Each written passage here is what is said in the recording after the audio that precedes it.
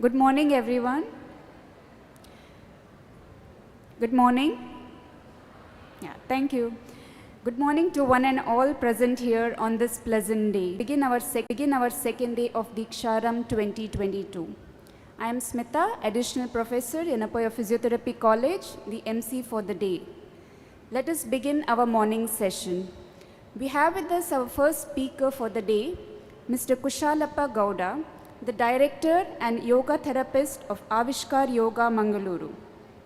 Mr. Kushalappa Gowda completed his MSc in Yogic Sciences with specialization in Yoga Therapy in 2006 from Mangalore University, MSW specialization in Medical and Psychiatry from Mangalore University, and MPhil from Hampi University. He is currently pursuing PhD from Enapaya, deemed to be university. He has 16 years of experience in yoga therapy. His 4 yoga therapy centers are functioning at Mangalore. He has written more than 17 articles in Kannada and English and published in newspapers. 2 yoga research papers are published in international journals. He has presented numerous lectures and presentation on yoga and health. We welcome you, sir, to deliver your talk, Enhance Your Energy, Reach Your Goal.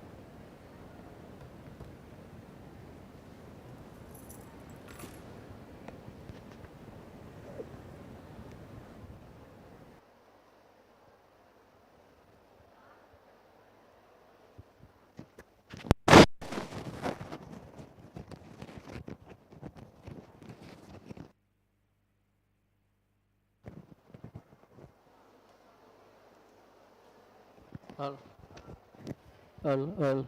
Mic check. Can you hear me? Last students? Can you hear? No? If you hear it, tell me.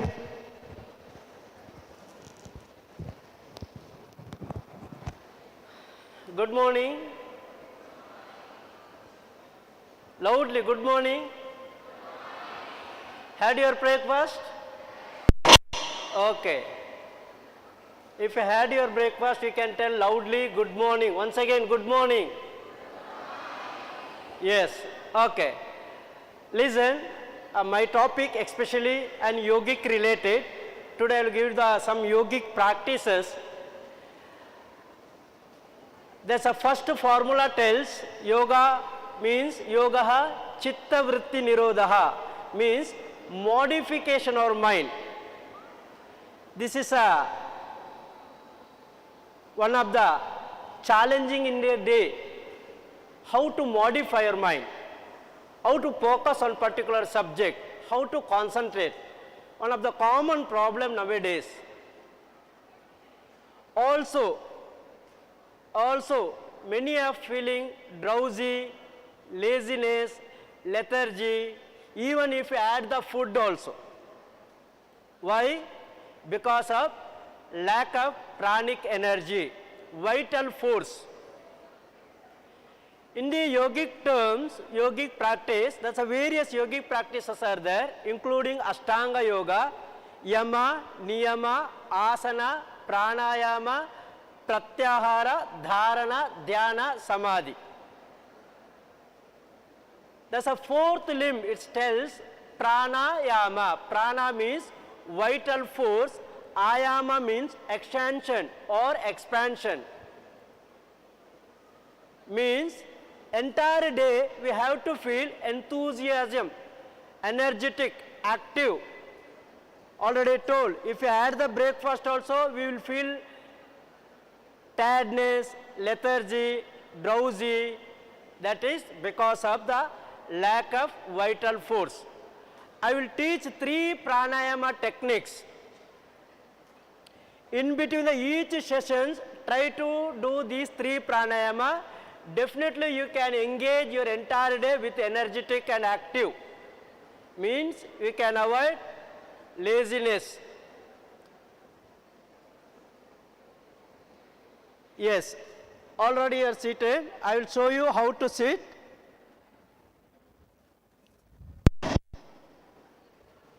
Yeah, you are sitting now.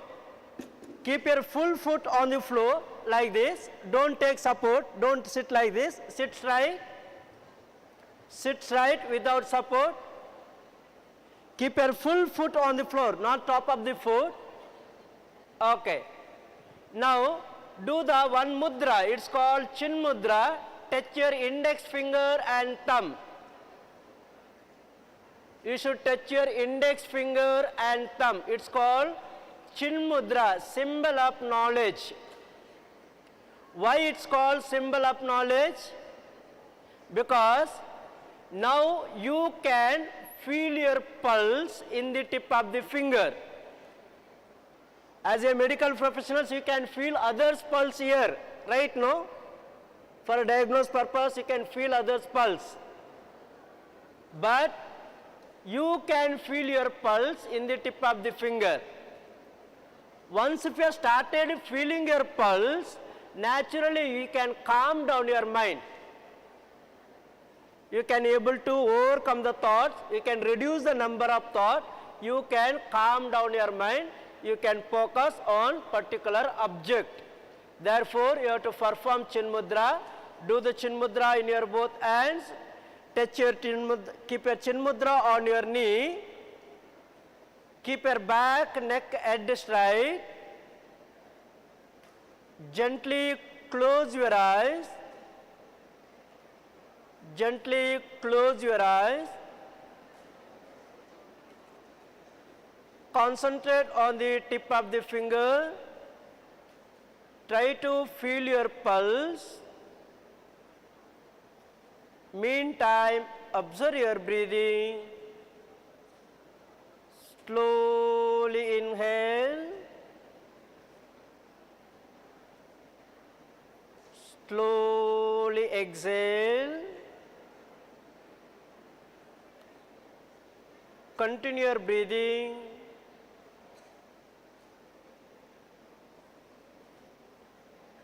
Observe your natural breathing, inhalation and exhalation. Meantime, count your breathing up to 10 rounds. Feel your pulse. Observe your breathing and count.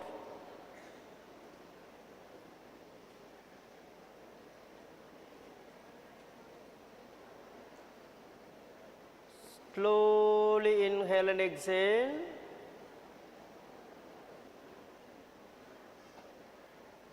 Yes, slowly open your hands, remove your chin mudra. Can you feel your pulse in the tip of the finger? Yes, is it there? You can feel your pulse. There are 108 energy centers are there in our body. That is called nadis. Nadis means channels. We are utilizing energy from the nature. From the nature, 5 elements of the energy. Through these elements, we are living in the day-to-day routine. We have to channelize that energy throughout.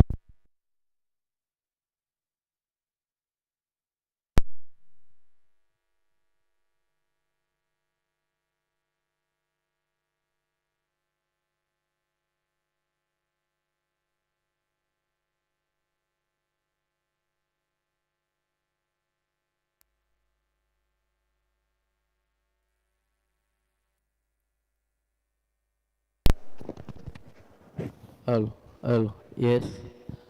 Okay. Already told, we are covered with various nadis. There are 3 important nadis, Ida, Pingala and Sushumna nadi. Now I will teach you one pranayama techniques. It's called Nadi Shodhana pranayama or Anuloma Viloma pranayama. Nadi Shodhana pranayama or Anuloma Viloma Pranayama. You are aware or not, most of the time we are not using complete inhalation and exhalation. We are not doing complete inhalation and exhalation. Most of the time we are doing half of breathing because of the throat, because of the sitting posture, because of the various reasons. We are doing half of breathing, not doing complete inhalation and exhalation. How to recognize whether I am doing complete inhale and exhale? Simple mechanism. You always be conscious your breathing flow. While inhaling time, slightly expand your abdomen. While exhale time, slightly contract your abdomen. Diaphragmic breathing. That movement you have to feel in each breath. This is a first point. Second point, in the pranayama practice, always maintain your back, neck, head straight, because we are covered with this various nadis. There are 72,000 nadis are there in our body. Out of that, there are 3 important nadis are there. It's called Ida, Pingala and Sushumna nadis. Sympathetic nerve, parasympathetic nerve and spinal cord. Once if you maintain these 3 nadis erect and straight, naturally we can pranic energy, we can flow the pranic energy throughout our body to each cells. That energy will recognize with the inhalation and exhalation how we are doing inhale and exhale. According to our breathing flow, our body functions going to start. So we have to do complete inhale and exhale. Now I will train you one pranayama techniques, Anuloma Viloma or Nadi Shodhana pranayama. First you have to maintain chin mudra in the left hand.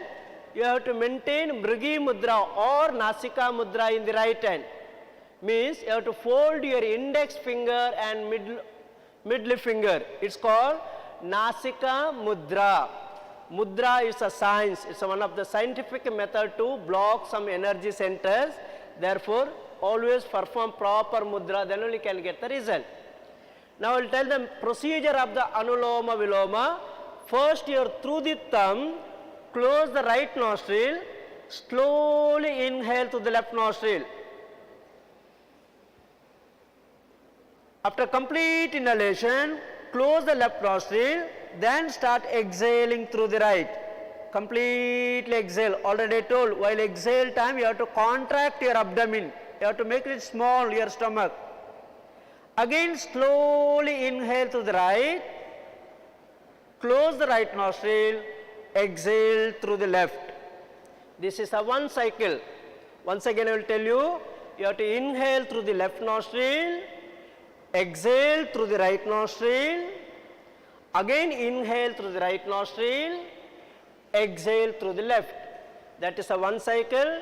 Like that you have to repeat 21 cycle, 21 rounds. It's called Nadi Shodhana Pranayama. First, in the classroom also you can do this practice, because no need to prepare any yoga mat, any materials. By sitting like this, keep your back and neck straight, maintain chin mudra in the left hand, fold your index finger and middle finger in the right hand, don't bend your back. If you are bending back, you can't breathe complete inhale and exhale. So, you have to maintain back straight, close the right nostril, slowly inhale to the left, close the left nostril, exhale through the right, don't start, wait, again inhale to the right nostril, close, exhale to the left. This is a one cycle. Okay, let's try. Sit straight once again without support. Don't take support. Keep your full foot on the floor, not on the top of the foot. Lift your left hand chin mudra. Keep your left hand on your knee. Raise your right hand. Lift your right hand. Straightly, stretch your hand. Now fold your index finger and middle finger in the right hand. Fold properly index finger and middle finger. Don't talk. Now keep the right hand in front of your face. Close the right nostril through the thumb. Slowly inhale through the left nostril.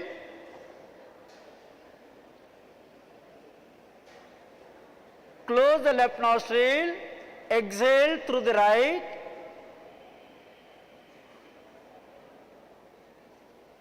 Inhale through the right nostril.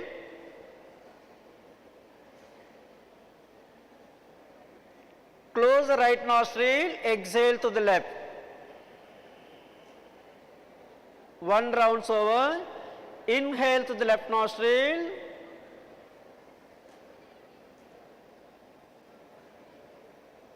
Close the left nostril. Exhale through the right.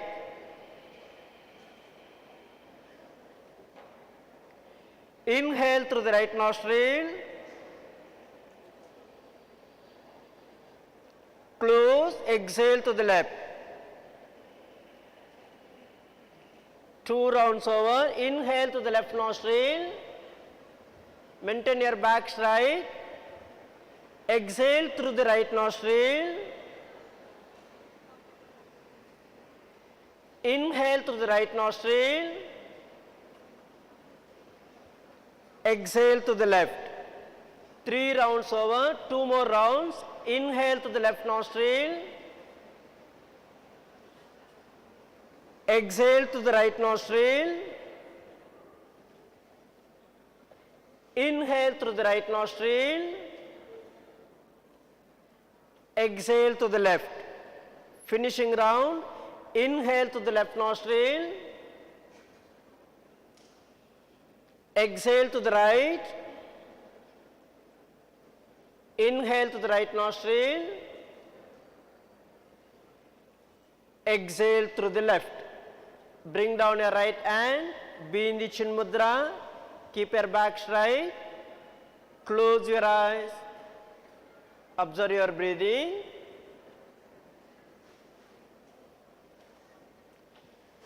Yes, open your eyes. Already told, Anuloma Viloma Pranayama, one of the best practice to improve your oxygen intake. You will improve your lungs capacity. I am doing PhD on pulmonary disease, especially on COPD patient. Chronic obstructive pulmonary disease people undergoing yoga therapy, even injured lungs, they also recovered their lungs, they are improved. As a healthy human being, always you have to maintain healthy lungs. Once if you maintain healthy lungs, naturally you can improve our memory. Remember, to your brain, oxygen is the first source. To maintain concentration and memory, oxygen intake is a must. According to yogic terms, it tells Chale vate, chale chittam. As for our breathing flow, our mind will become steady. If you have the short breathing, mind always have the fluctuation. To maintain steady mind, first maintain steady breathing flow, lengthy breathing. All of you know what is the role of pulmonary. Once if we have done the regular Anuloma Viloma Pranayama, definitely we can avoid cardiac related health issues. Cardiac related hypertension, heart attacks, low BP, these problems we can prevent by doing Anuloma Viloma Pranayama.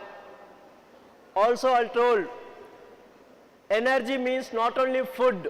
Food is the first source, of course we have to accept. Second source is the prana, vital force to function. Okay, now I will give the one more pranayama techniques, especially to improve your concentration. That is called Brahmari pranayama. Brahmari means humming sound. By creating one music, we can able to relax ourselves. All of you are going to enjoy with the music. That music you can create yourself. Once if you enjoy that music, naturally you can avoid tension, stress, anxiety, exam anxiety. One of the best remedy for anxiety, especially psychological illness, anxiety and depression. How to do Brahmari? I will show you. First you have to perform one mudra. It's called Shanmukhi mudra. First one Chin mudra, second one Mrigi mudra or Nasika mudra. Now you are going to do Shanmukhi mudra. Shanmukhi mudra means you are going to close your ears through the thumb, you are close your eyes through the index finger, you are closing nostril through the middle finger, you are closing mouth through the ring finger. Through that you have to close your systems, especially eyes, ears, nose and mouth. Then slightly open the nostril, inhale deeply. After complete inhalation, you have to exhale with the humming sound, honey bee sound, Jain Karisuva Dumbiya Nada. By creating that sound, you have to exhale. How to do? Just observe, then you can attempt. First you have to sit in this sthiti. Tomorrow I will show you some yogic postures. That time then you can do the yoga pranayama in the yogasanas, Padmasana, Swastikasana, Vajrasana like that. Now I will show you Brahmari pranayama. First you have to close the ear. Don't start. Ear and observe. Close the ears, close the eye, close the nostrils, then close the mouth. Don't keep your hands like this. If you kept like this, you can't inhale completely. Always you have to expand your chest. Now inhale.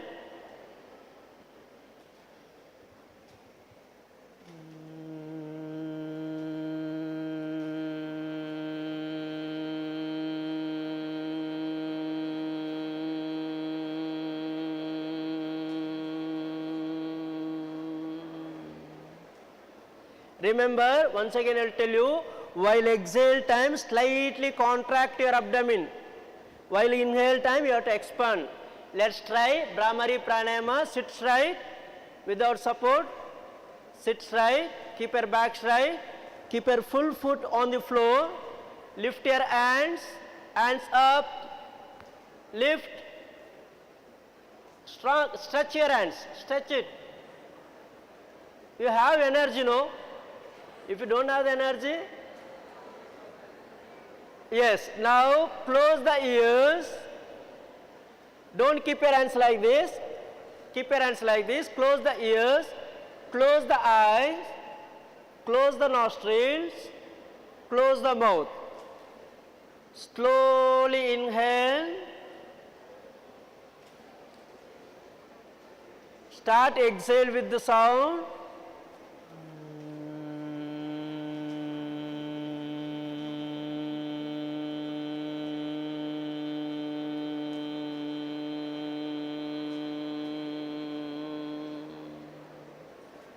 Very good. Inhale deeply.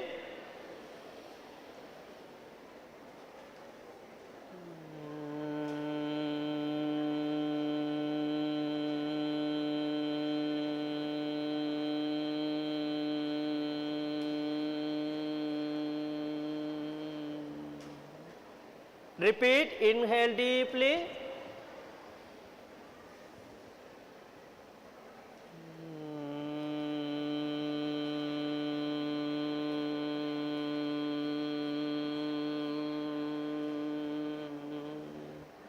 Two more rounds, continue yourself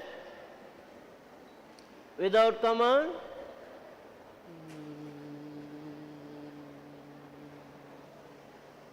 Yes, okay. Bring down your hands, relax. There are three techniques I tried. First one, Ujjayi Pranayama. By feeling your pulse, observing your breathing, you have to do 21 rounds breathing. Second, Anuloma Viloma Pranayama, anti-cycle breathing, inhaling through the left nostril, exhaling through the right, inhaling through the right nostril, exhaling through the left. Third one, Brahmari Pranayama, humming sound, Jankara Nada. By closing your eyes, ears, nose and mouth, you have to do the Shanmukhi Mudra. Now last practice, it's called self-relaxation techniques. In yogic terms, it's called Shavasana practice. There are two types of the Shavasanas there. Tomorrow I will show you that how to do Shavasana practice. But today I will give the one command for few minutes.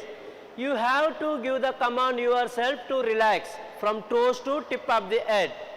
Now, keep your legs, stretch your legs like this. Keep your hands on your thighs. Close your, now you can take the support, take support. Close your eyes. Close your both eyes. Observe your breathing. Observe your breathing. Feel free and comfortable. Observe your breathing flow. Feel free and comfortable with your posture. Relax your body from toes to tip of the head. Concentrate on each part. Give yourself command to relax. Relax your toes. Focus on your toes. Give a command to relax. Relax your feet. Relax your heels.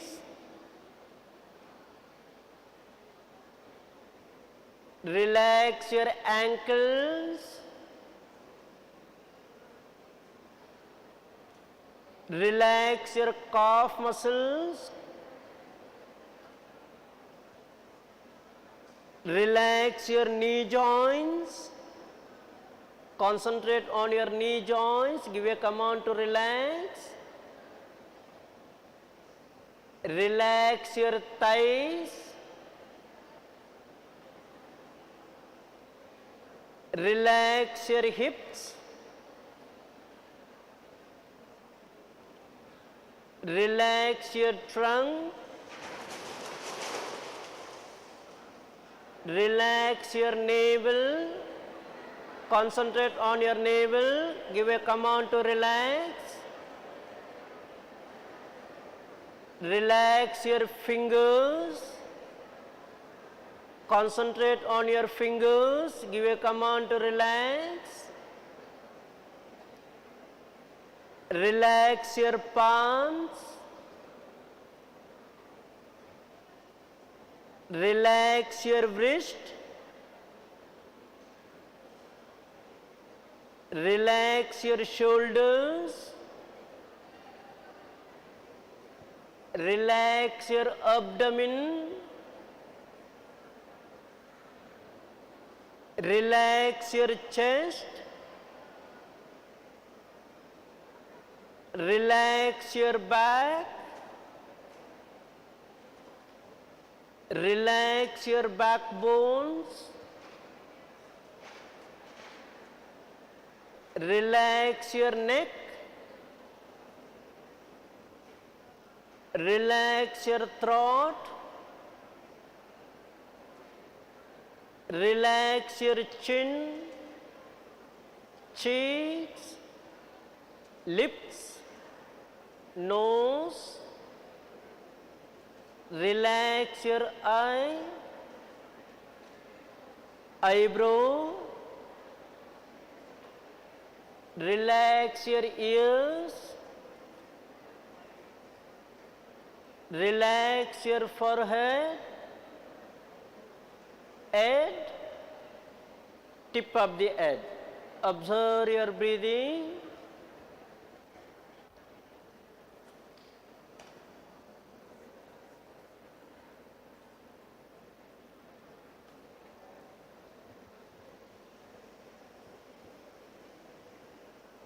Observe your breathing. Observe your body. Slowly open your eyes. Yes.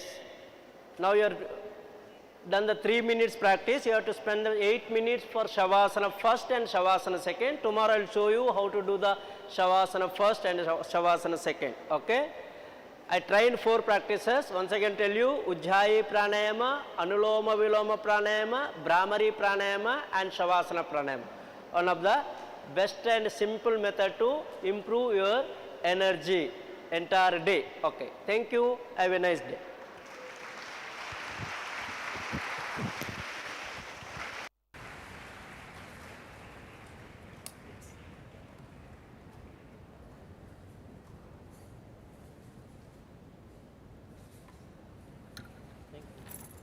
Thank you, sir, for the practical demonstration and calming our minds.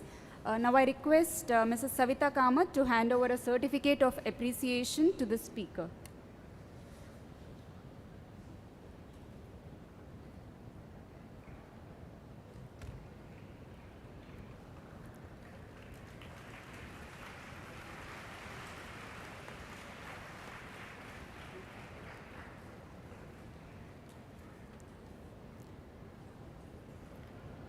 Moving on to our next talk, our next speaker is Dr. Ashwini Dutt, Associate Dean, Academics, Professor, Department of Physiology, Enapoya Medical College.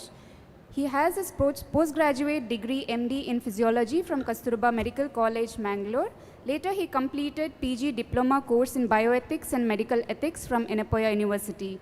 He has International Medical Education Leadership, FAMER, from FAMER Regional Institution, Coimbatore, and Postgraduate Diploma in Healthcare Institution, Education Management and Administration from IGNOU, Delhi. He has completed 25 online courses on e-learning, online teaching, simulation-based learning, emerging technologies in learning, quality improvement in healthcare organization, qualitative research, healthcare management, scientific writing, geriatric nutrition, diabetic research, exercise physiology, and medical ethics. He is the editorial board member of 4 journals and a peer reviewer of 8 journals. He has published 50 articles in reputed journals. He was awarded the best research paper in 1 international and 2 national conferences. He has served as an organizing and resource person for various workshops in physiology, research methodology, medical education, scientific writing, and PhD coursework. He was conferred the Best Teacher Award in 2018 and felicitated on National Doctors' Day in 2022 in Enapoya deemed to be University. He is a faculty at PhD Center, a NAC coordinator of Enapoya Medical College, Chairman Board of Studies, member of Board of Examinations, Faculty Development Curriculum Committee, Scientific Review Board, Coordinator for Implementing Outcome-Based Education. We welcome you, sir. And sir will be speaking about the study skills and learning techniques.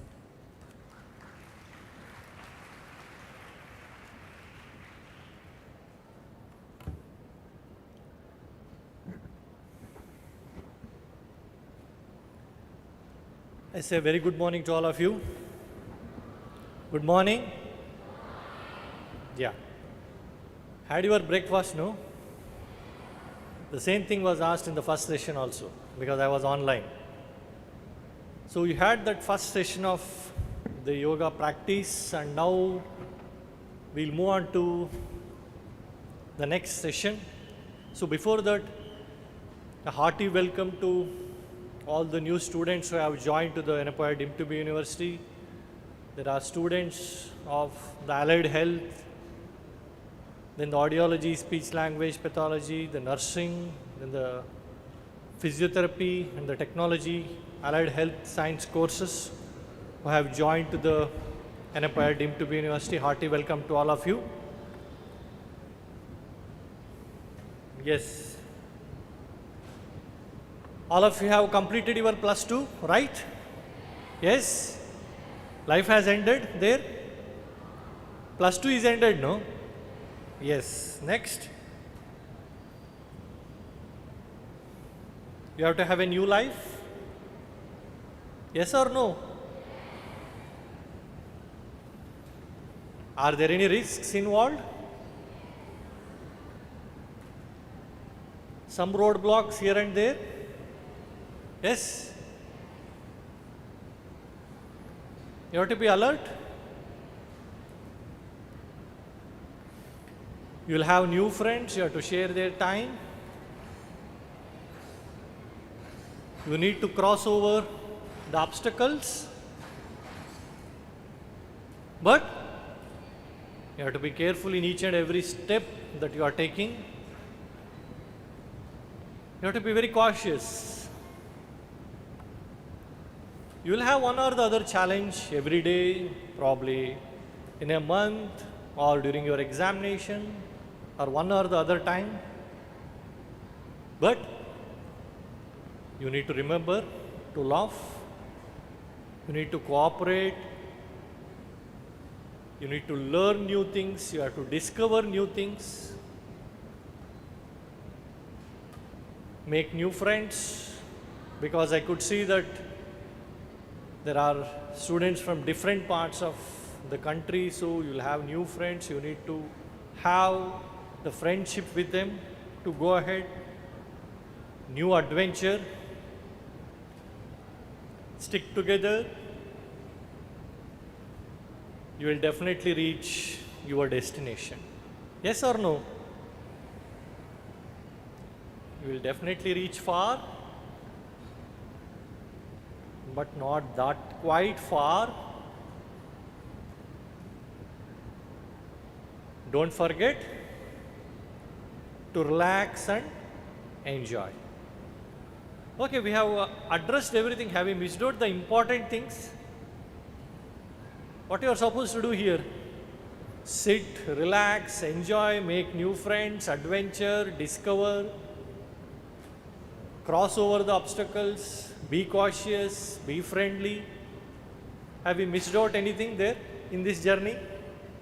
What you are supposed to do? For what purpose you have come here? Yes? Exactly correct. So that's what the topic. You need to study, you need to acquire some skills, you need to have some strategies for your studying capacities and how to strengthen. You might be knowing some of the skills, but to how to broaden these skills so that you will achieve the purpose for what purpose you have come here.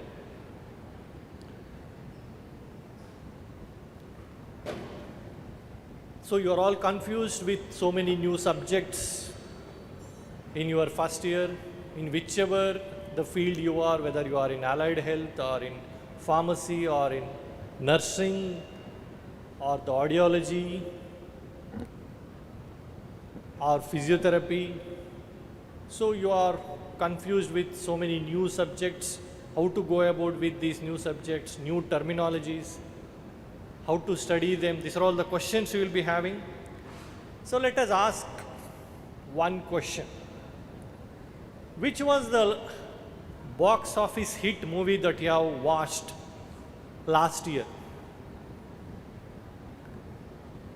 Just answer yourself. Which was one favorite box office hit movie that you have seen? 1 year or 2 years back? Okay, there is one exercise now. Can you recollect some of the important scenes, events in that movie? Sit for about 1 or 2 minutes and just think of that movie which you have watched 1 or 2 years back. Probably I know that last year it was COVID. So 2 years back, probably in 2020. Can you recollect at least some 10 scenes here and there? Yes or no? How many can you recollect? Just raise your hands. I'll not ask. Don't worry. Can you recollect important scenes in that movie which you have watched? How many of you can recollect at least 5 to 8 important scenes?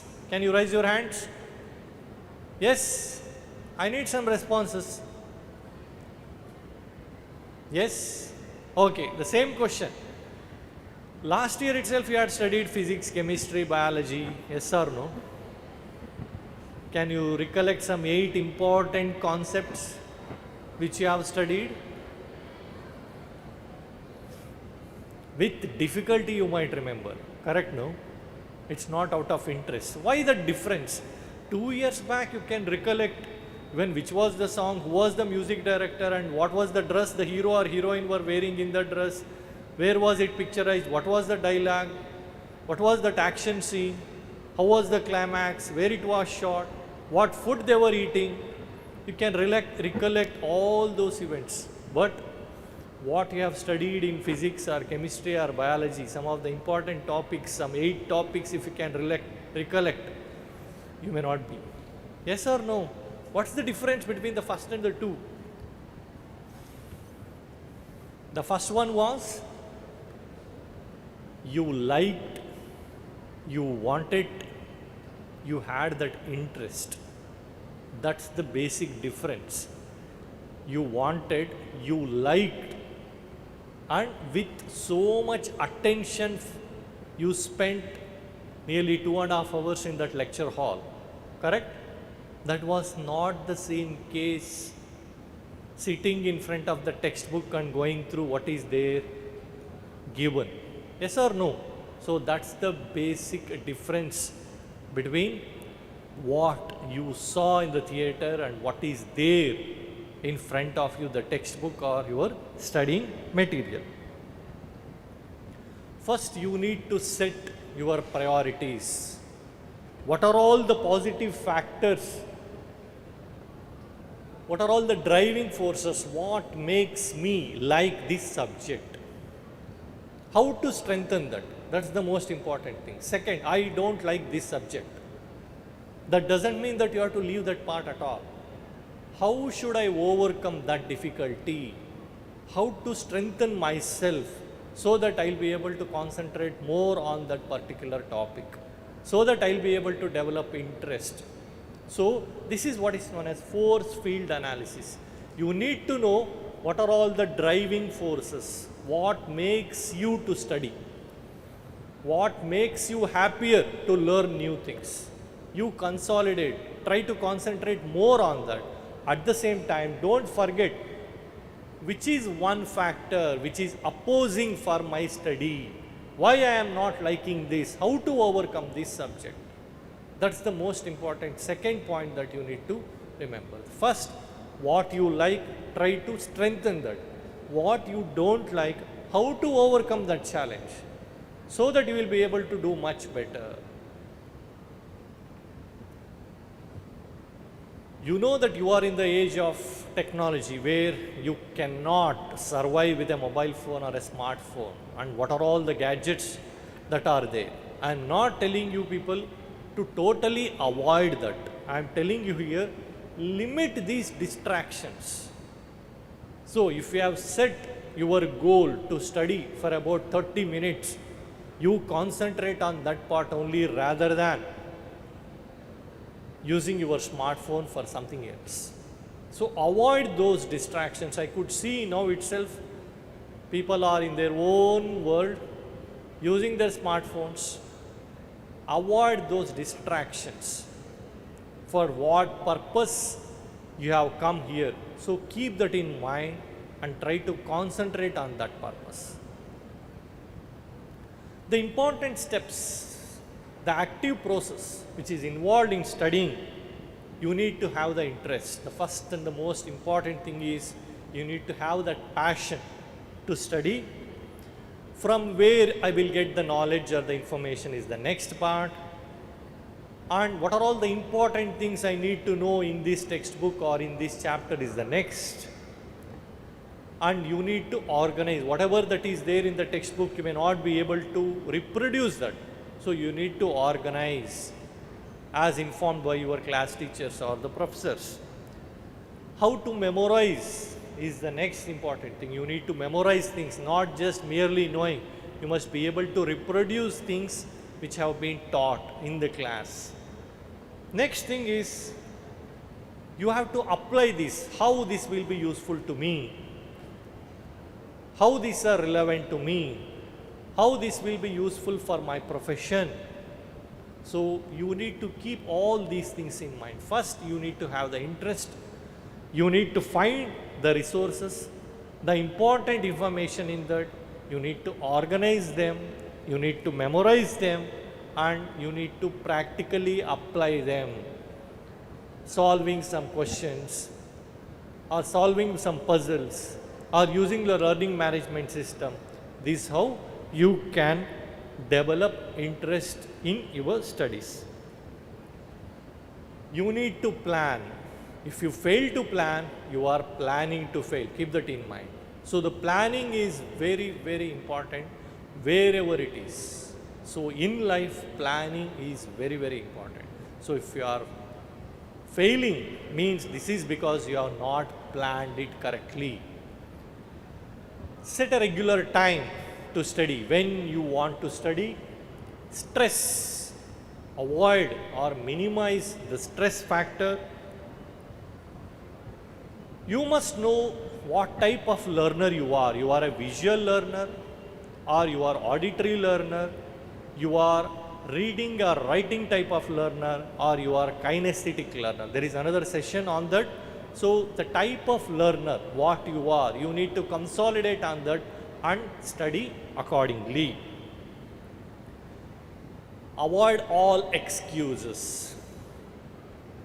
Avoid all excuses for study. The moment if you want to enjoy, there are no excuses. But the moment you have to study, there will be n number of excuses. So avoid these excuses or distractions. Limit what you are going to study. Do it regularly.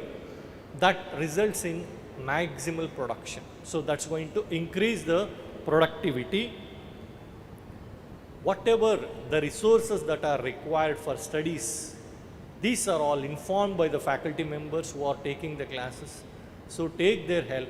So whichever the resources which are required, and you use them appropriately. Have a quiet place to study. Have a dedicated timetable when you are supposed to study. So you will be reaching your hostels at around 4 o'clock or 5 o'clock.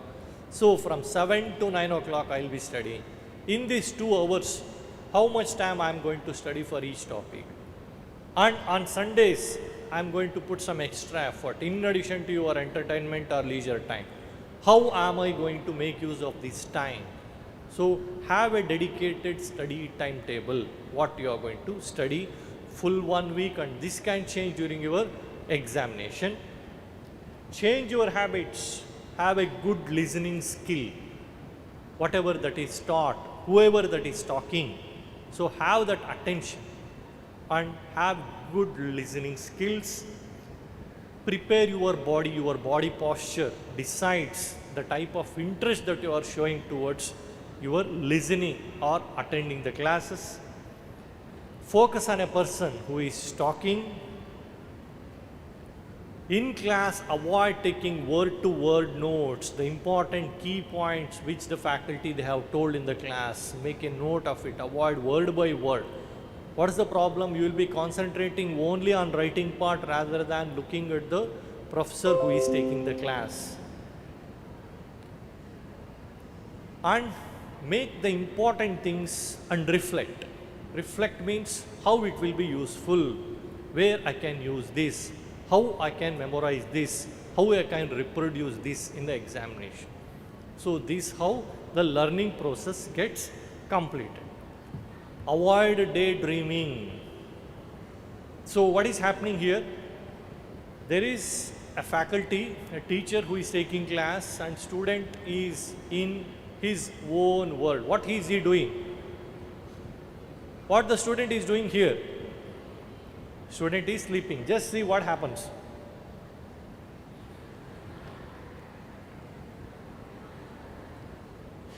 Avoid daydreaming.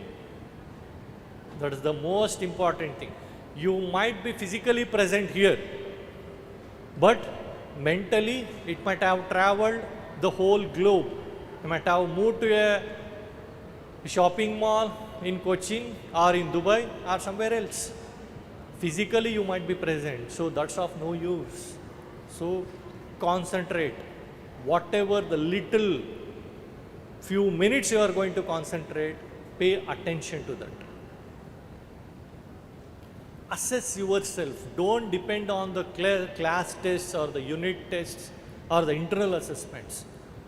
Every day at the end of the topic that you have read, so you ask those questions yourself and try to get the answers. You need to assess. Self-assessment is the most important thing. The moment you practice, you are least bothered about any of the class tests or the unit tests or the internal assessments or the midterm exam or the final year examination, because every day you have practiced that. So once you practice, this becomes an easy task for you. Help each other, have a discussion, have a good friend of yours who can sit with you and discuss the topic. Whatever you have learned, you need to share with that person. Whatever he or she has learned, let her share that. So one-to-one discussion should happen. And talk to your teachers. Use the learning management system. You will have a separate session, and that we call it as Engage. That's a learning management system. That's a digital platform where all important resources are shared and you can make best use of it. There will be examinations, assessments which are conducted through this mode.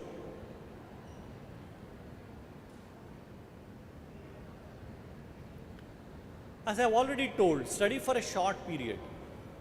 Take breaks in between rather than keeping everything in the end. So just before the examination, just before your internal assessment, don't try to open your textbook and start reading. You will be reading loads and loads of content which you may not be able to reproduce or recollect and memorize, and that might totally go wrong. So make it a habit from every day, whatever that is taught, you tend to complete that, memorize that, reproduce that, so that it becomes an easy practice. Take short time. Your brain can control for about only 25 to 30 minutes in concentration. So it can concentrate only for 25 to 30 minutes, not more than that. So after that, take a break. Take a break, that doesn't mean that you can sleep for about 1 hour. So take a break, take deep breaths, close your eyes, tend to memorize whatever that you have studied. Have one-to-one discussion, as I have already told. You need to talk. Whatever that you have read, if you are not able to talk or reproduce, it's of no use. So always have one-to-one discussion with a like-minded friend. Have 2-3 friends together and discuss whatever he has read. Let him produce, and you can make a note of it, the points which he has not mentioned, which is there in the textbook. So make this as a habit. Use your time wisely. So have appropriate time, which one you are supposed to devote for one particular topic.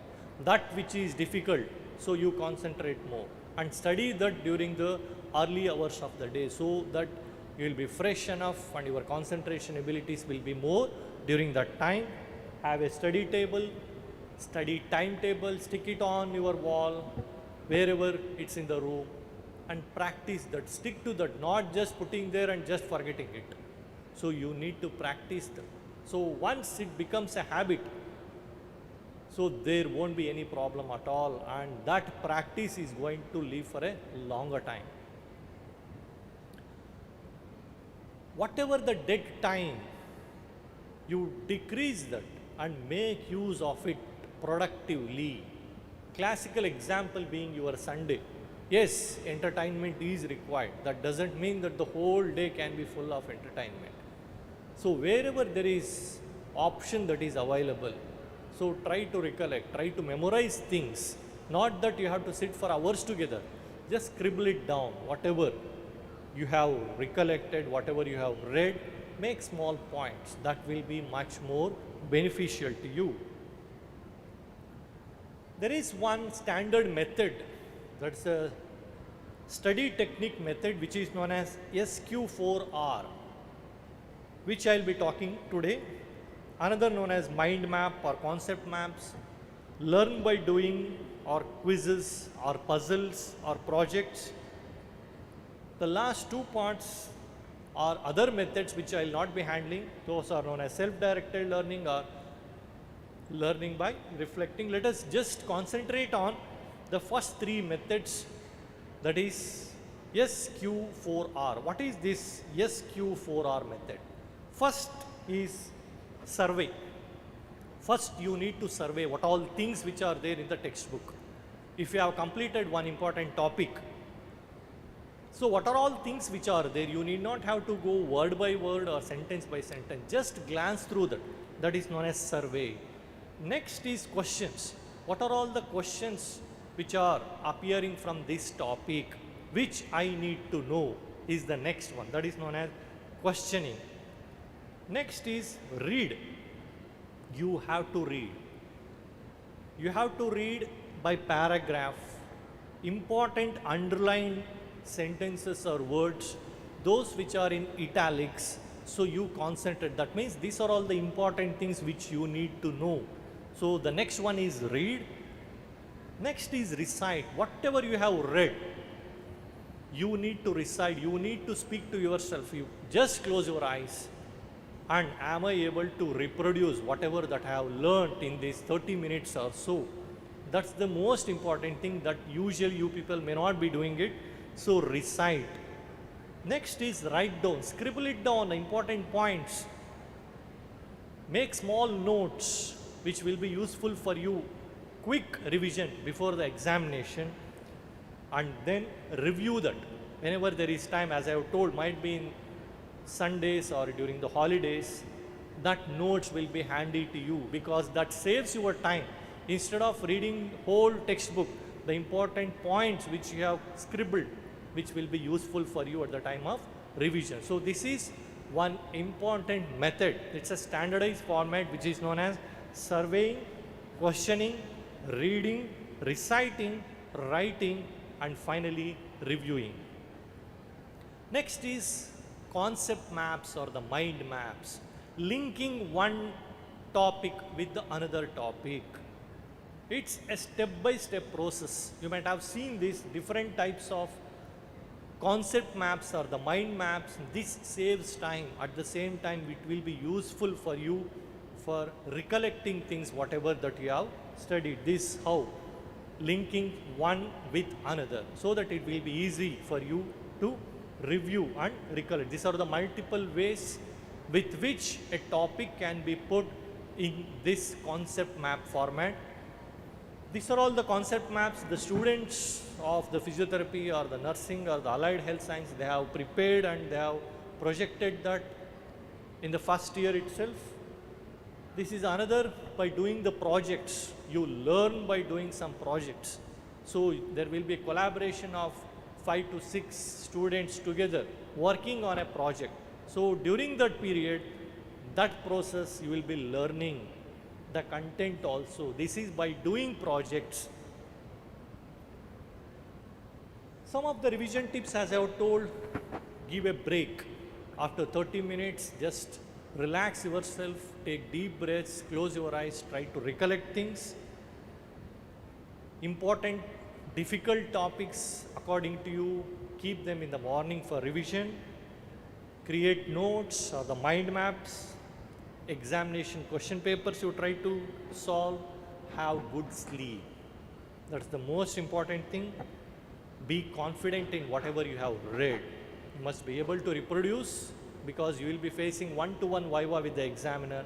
You must be confident. If you have practiced from the day one, it won't be difficult at all for you.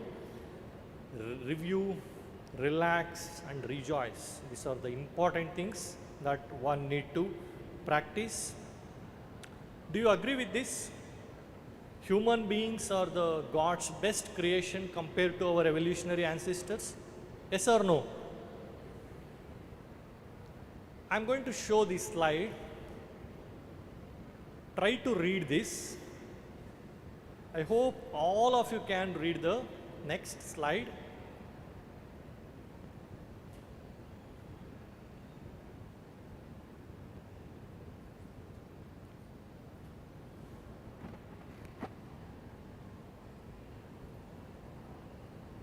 Read it yourself. I'll not read.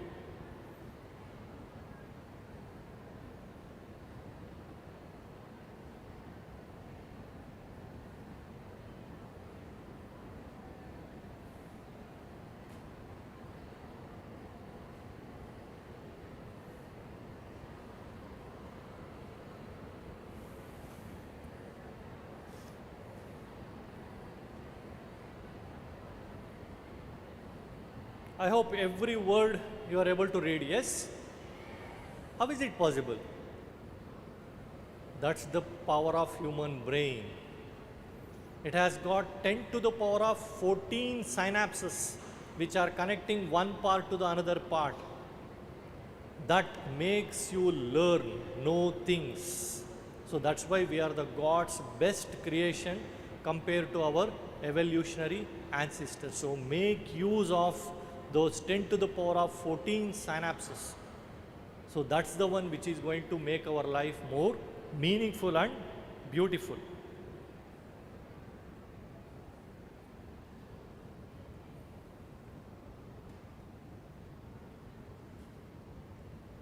Before your examination, you will all be like this. Before your studies, you will be like this. But after the exam, think how you are going to enjoy your time. So keep that in mind at least, and then try to study. At least keep that. Yes, I am going to have that relaxation period, enjoyment period after the examination. So before examination, so you will be like this. At least think after the examination, at least I'll be in a happier mood. Keeping that in mind and then study. At least 50 to 70% of things will fall in your place. To achieve success, what is required? To achieve success in life, what is required? Any answers? Anybody? Some answers. To achieve success in life, some can get up and answer. I can't hear. Yes, somebody told hard work. Yes? Yes, dedication. I agree. So let us see. According to me, this is my own way of looking into the sure shot for success. First, you have to be what? What is required? What is required? There is something missing. Yes, first thing is punctuality is required. Next is, yes, you have to be honest to yourself first. Next, you have to be what? You have to be energetic. You need to have that energy to learn, to grow. Next, you need to be systematic in life. You need to have interaction. That is the most. The more you talk, the more you are going to learn. Interaction. You need to be obedient. You need to have that obedience in you. There are so many things which are important in this life which are not there in the textbook. Keep that in mind. So you need to learn beyond textbooks. I'll show one video. You need to have that observative skills. That important thing is observe things which are happening when you are examining a patient, when you are looking at a patient. Just by looking itself, you can diagnose at least 70 to 80% of the cases. That's an observational skills you need to have. Be good to yourself. Be good to yourself. Be good to your parents. And be good to your institution where you are studying or where you have studied, and have that enthusiasm. So if you just complete all those missing letters, what is that? What is that missing word? Finally. Because I am from that subject, so this is my own way of looking into success. So if you know physiology, because I am from that subject, you have to know that. So if you are punctual, honest, systematic, energetic, and the important what I am showing here is learning beyond textbooks. I'll show one small video here. Just watch that.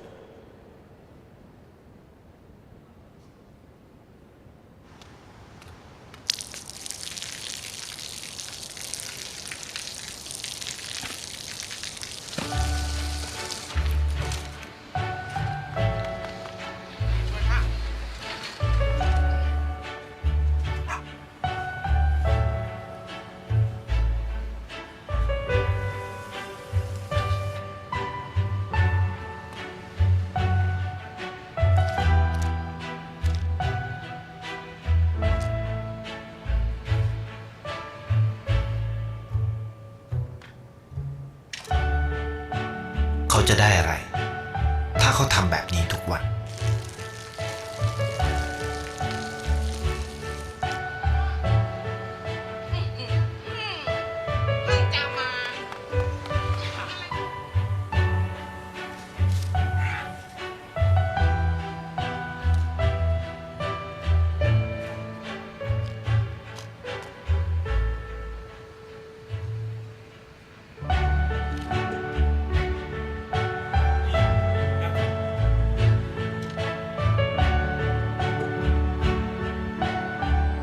เขาจะไม่ได้อะไรเลยไม่ได้รวยขึ้นไม่ได้ออกทีวีไม่มีใครรู้จักไม่ได้มีชื่อเสียงที่มากขึ้น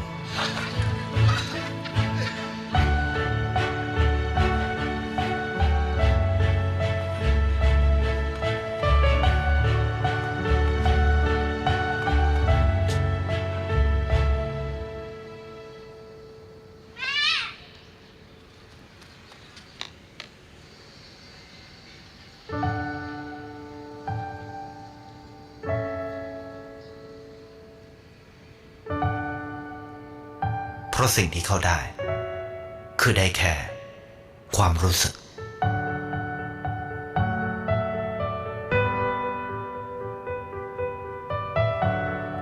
ได้เห็นความสุข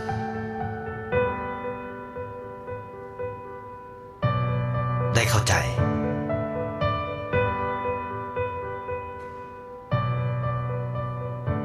ได้ความรักได้ในสิ่งที่เงินซื้อไม่ได้ได้โลกที่สวยงามกว่าเดิม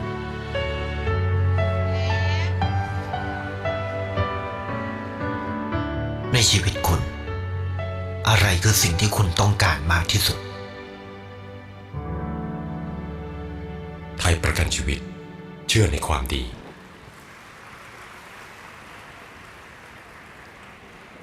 So this is in fact an advertisement for life insurance. So it's nothing to do with the life insurance part here. So as I have told, there are so many things which are not there in the textbooks. So don't forget those roots. Don't forget to be honest, sincere, obedient. Life will definitely lead to a greater pathway. So initially you might be having some difficulty. Yes, it's not possible. I won't be able to do it. I can't do it. Then comes, yes, I want to do it. How will I do it? I will try to do it. I can do it. Then comes, I will do it. Then, yes, I did. So you must be in a position to tell, yes, we have done that. So to conclude, learning should be a joy and full of excitement. It's the life's greatest adventure. It's an illustrated excursion into the minds of noble and the learned. There is no single formula for success. So it's all a combination of what you think is the good. Take the advice of the teachers and the professors and your parents and have that passion to learn new things. That's going to lead you for a great future. So you don't have to be great to start. You have to start to be great. You must know the ABC of car driving. Then only you will be able to drive a Benz or a BMW. So basics, be clear, and then try to build based on that foundation. So I wish you all a happy and bright future. So best wishes for a new beginning in this university. Thank you very much. If there are any questions, I'll be glad to take you.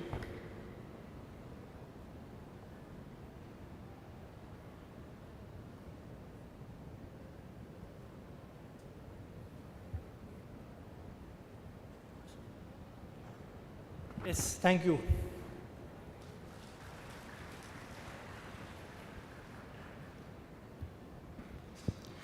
Thank you, sir, for a very interesting presentation and an informative session. I'm sure the students would have set their goals for the next 4 years of study. I request Mrs. Anju Las to kindly hand over the certificate of appreciation to Dr. Ashwini Dutt.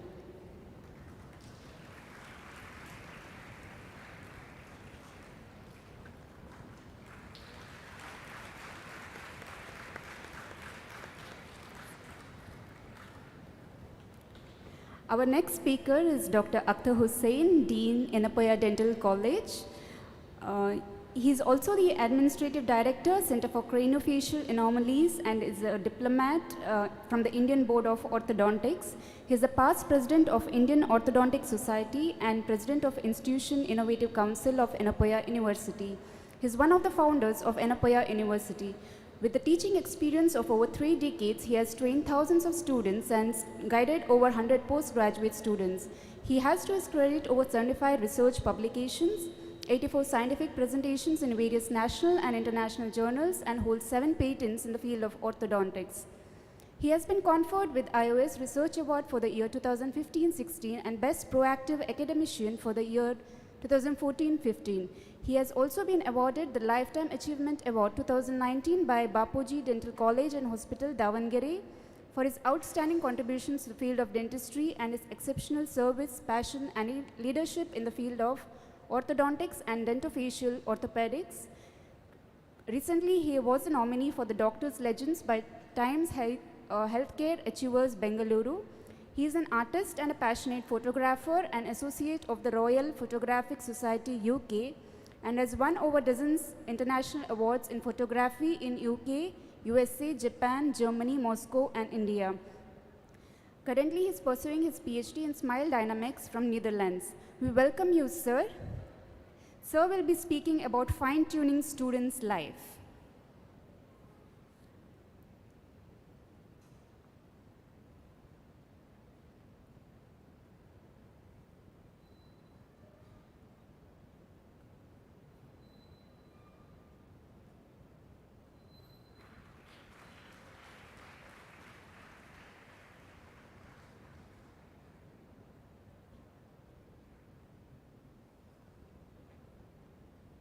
Microphone here. Who is IT? Is it working?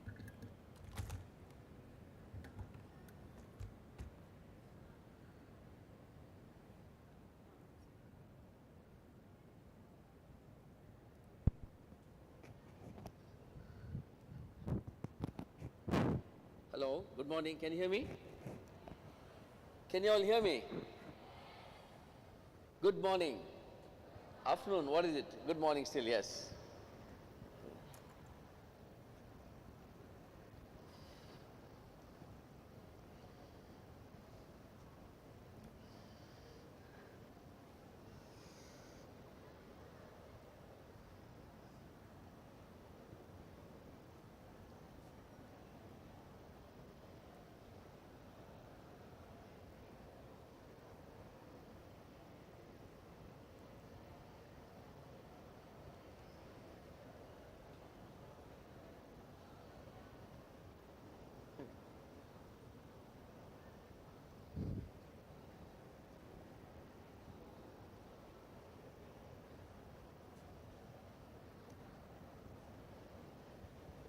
Hello, yes, I hope you can all hear me clearly. I heard when he was talking such a lovely topic, some people are still talking there. Please try to listen, there's something very interesting for you guys. Okay, please, are you all tired? You want a break? You want to stand up and stretch? You can do that.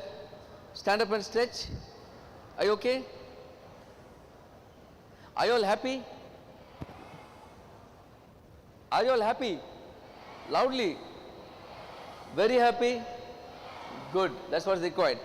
Do you know that happiness is just a state of mind? Do you know happiness is just a state of mind? You can be happy even with all problems around. You can synthesize happiness like plants synthesizes chlorophyll. Do you know that? Okay, we'll talk about all that in a little while, okay? So I welcome you to our university. And I congratulate you people for getting the seats in whichever areas that you desire. And I hope that I want you to realize first that you are in the best part of your life. You know what you mean? When you're young, energetic, beautiful, handsome, and no responsibilities, just to prepare yourself for a good life. Is that wonderful? Away from home, making friends with new people of different types of people, getting to know them. You agree with me? I want you to interact with me, okay? So you should realize that you are in the best part of your life. Because many times you take for granted. Everything you take for granted, your health you take for granted. You realize it only when you lose it. Do you understand? So you should be aware and be happy. Mil jaye to mitti hai, kho jaye to sona hai. Heard about the ghazal? So it's a magic, it's a jadoo ka khilana. Please be aware, be alive to the situation, be happy that you are in the best part of your life. That's the first thing I would like to start with. Right?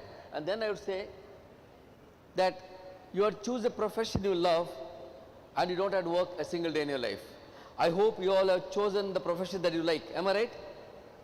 Anybody is here by force? Anybody doesn't want to be here but somebody pushed you here? Anybody? You have to come and meet us later. Alright, so you have to choose a profession you love, because imagine you're so happy, you'll be doing everything that you like every day, all your life. And money comes as a byproduct. You should enjoy your life, what you're doing. Am I right? So now, in this era, you may think world is competitive, so competitive now. Like so many doctors or so many physiotherapists or so many nurses. Do I stand a chance? It's very simple. You definitely stand a chance. You heard about Darwin's theory? Survival of the fittest? That holds good even today. So you have to be best in your career, whatever you're doing. So I have to be the best cobbler if I should be just cobbler, said Shakespeare. Alright, so your idea is to become that. This talk is not going to be about moral science and do's and don'ts and scoldings and nothing.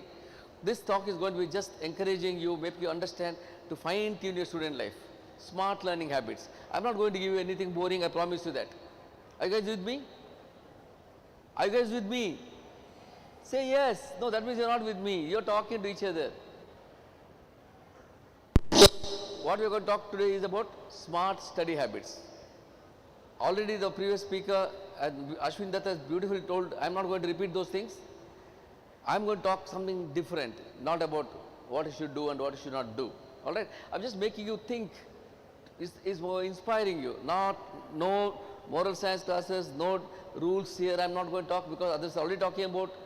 I'm just going to talk about your mind. Alright? You guys are okay? So idea is, you have to fine tune your life. You have to settle down now in a new environment, and then you have to get organized. What happens is, when you put in a course like this, we don't tell you a lot of things, we just put in the course. You don't understand the complex landscape of the professional education learning. So my idea is to make you think like a smart student. You know what a smart student is? I'll come to that. Okay, you'll understand that. So this is the idea of my talk, to make you fine tune your life here. So that you know what fine tuning means? With minimum energy, maximum efficiency. That's fine tuning. You understand what I mean? You got a bike, fine tuned, good mileage. Not a fine tuned bike, takes a lot of petrol, but doesn't give results. So I want you people to get that efficiency in your learning habits. So first of all, you should understand that this is a time of your self-discovery. I'm talking about that. You understand yourself, each one of you, what you are. What are your strengths? What are your weaknesses? So you have to find out what, first you have to understand that. Know thyself, that's very important. You have to understand your need. That's the things you can Google, right? Anything you can Google. But about yourself, you have to understand yourself.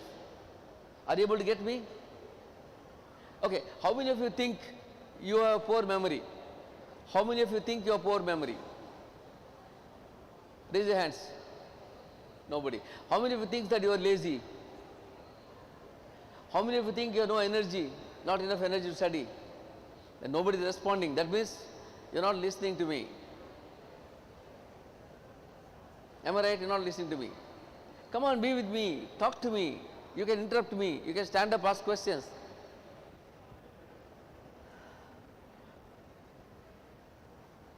So ultimately, what is needed is not just studies, not just books, not just knowing your subject. Ultimately, what you need is a blend of good academics, which is very important, good mannerism, good habits, and positive attitudes. Attitude is the important thing in life. Attitude, you should have positive attitudes. I'll talk to you what it is. This was said by Mark Twain. He said, I did not let my schooling interfere with my education. So education is not just books. We are not here to make you walking encyclopedias of the books, by heart it, know it, and be a good. No, we want you to be a combination of, as I told you, good academics, good mannerism, good habits, and good positive attitudes. Okay, that's what we are here for. So we need to do both study skills and social skills. Okay, it's a huge subject, social skills, soft skills. I don't think I can cover within the time that's given to me. But let me see what best I can do. First of all, you should understand the misconceptions that we have about education and how things are changing from time to time. I'm going to tell you these things. When I was a student, they told me, my father, my parents, my teachers told me a few things. Number one, they said, you must work hard, hard. They're just telling me work hard. Then they told me, you should prepare for exams very well. Prepare for exams. Then they told me, you must compete with others. You should be the best in the class. Compete. And then the final thing they told me, this 3 years or 4 years of course, don't do anything, nothing pleasurable, only studies. 4 wrong things they told me. All 4 are wrong.